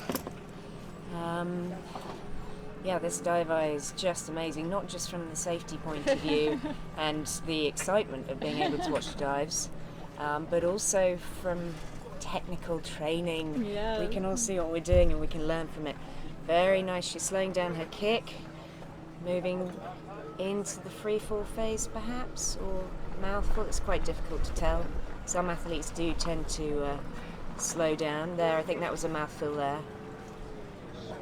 Now she's sinking very gently. I think she's got her arm on the line, just as a little guidance, probably so she can shut her eyes and be more relaxed. Looks very nice. Maybe a slight tilt, or that actually is probably the camera angle. That looks great. Really nice. Looks like she's going to do an early turn. What a shame. Oh, that is what a shame. It was looking just fine, but there's no way to know lovely, if having an ear problem. Sometimes equalization is very dependent upon relaxation. The two go hand in hand, and if you tend to be tense and tense up, sometimes those ears just don't want to cooperate. And there's also, I noticed there's a thermocline where the water gets noticeably colder, is somewhere in the 40s, and if you're not prepared for it and relaxed, that can actually make you swallow the air in your mouth and make the dive finish a lot earlier, unfortunately. Happens to the best of us. And the rest of us. Yeah, for those with more experience, some of those things are tolerated a little better, but for newer divers, it can be somewhat surprising to hit that all of a sudden. And she is from Hawaii, she's used to warm water, so lucky lady. Here she comes up. And unfortunate that our last dive will be a yellow card, but what? Better than a red card. That's all Better right. than a red you know card. what? And you have to take care of yourself, whatever that is. There's no shame in turning early. It just means you're being a thoughtful and prudent diver. So for Kristen, I'm sure she's disappointed, but there's always another day. That's the thing. An early turn, you've got another day. If you injure yourself, you may be out for a couple months. So it's nice to see someone being thoughtful and doing the best thing to take care of themselves. Indeed. Waiting for that card from John Wright, and there he is, yellow card, early turn. So that concludes our broadcast for today. Of course, we're all anticipating what's going to be happening tomorrow with the men's constant weight. I'm hoping that we don't have as many red cards. Slightly less dramatic as the other I'm day. hoping that the ladies have been so solid, the men have been a little bit more just don't know what's going to happen with them, but I'm expecting to have some dives plus 125 meters announced. We'll see. The announcements will be posted tonight, 7:00 p.m. Honduras time. They will be on the AIDA International Facebook page, also on the World Championship website. But if you're on Facebook, please join us at AIDA group page. I also have a regular page and AIDA announcements. We're all over Facebook. We're on Twitter. We're on Instagram. And our new YouTube channel that we've just got going with all the videos here on it. So it's AIDA at YouTube. Please check us out. Also, as I mentioned earlier, if you have any other questions or anything, contact us at aidainternational.org. And please join our website. Just enter your email and we can put you on our mailing list and get you hooked up with instructors, competitions, anything you want to know about freedive. We're all about freediving. We are a volunteer organization. None of us get paid. We're here because we love this sport, and it's all just a labor of love for us. And thank you. Glad to have you join us. And Helena, thank you for helping us, and congratulations again. Thank you all, and we will see you the same time tomorrow morning. Bye, Mom. Signing off. Thank you.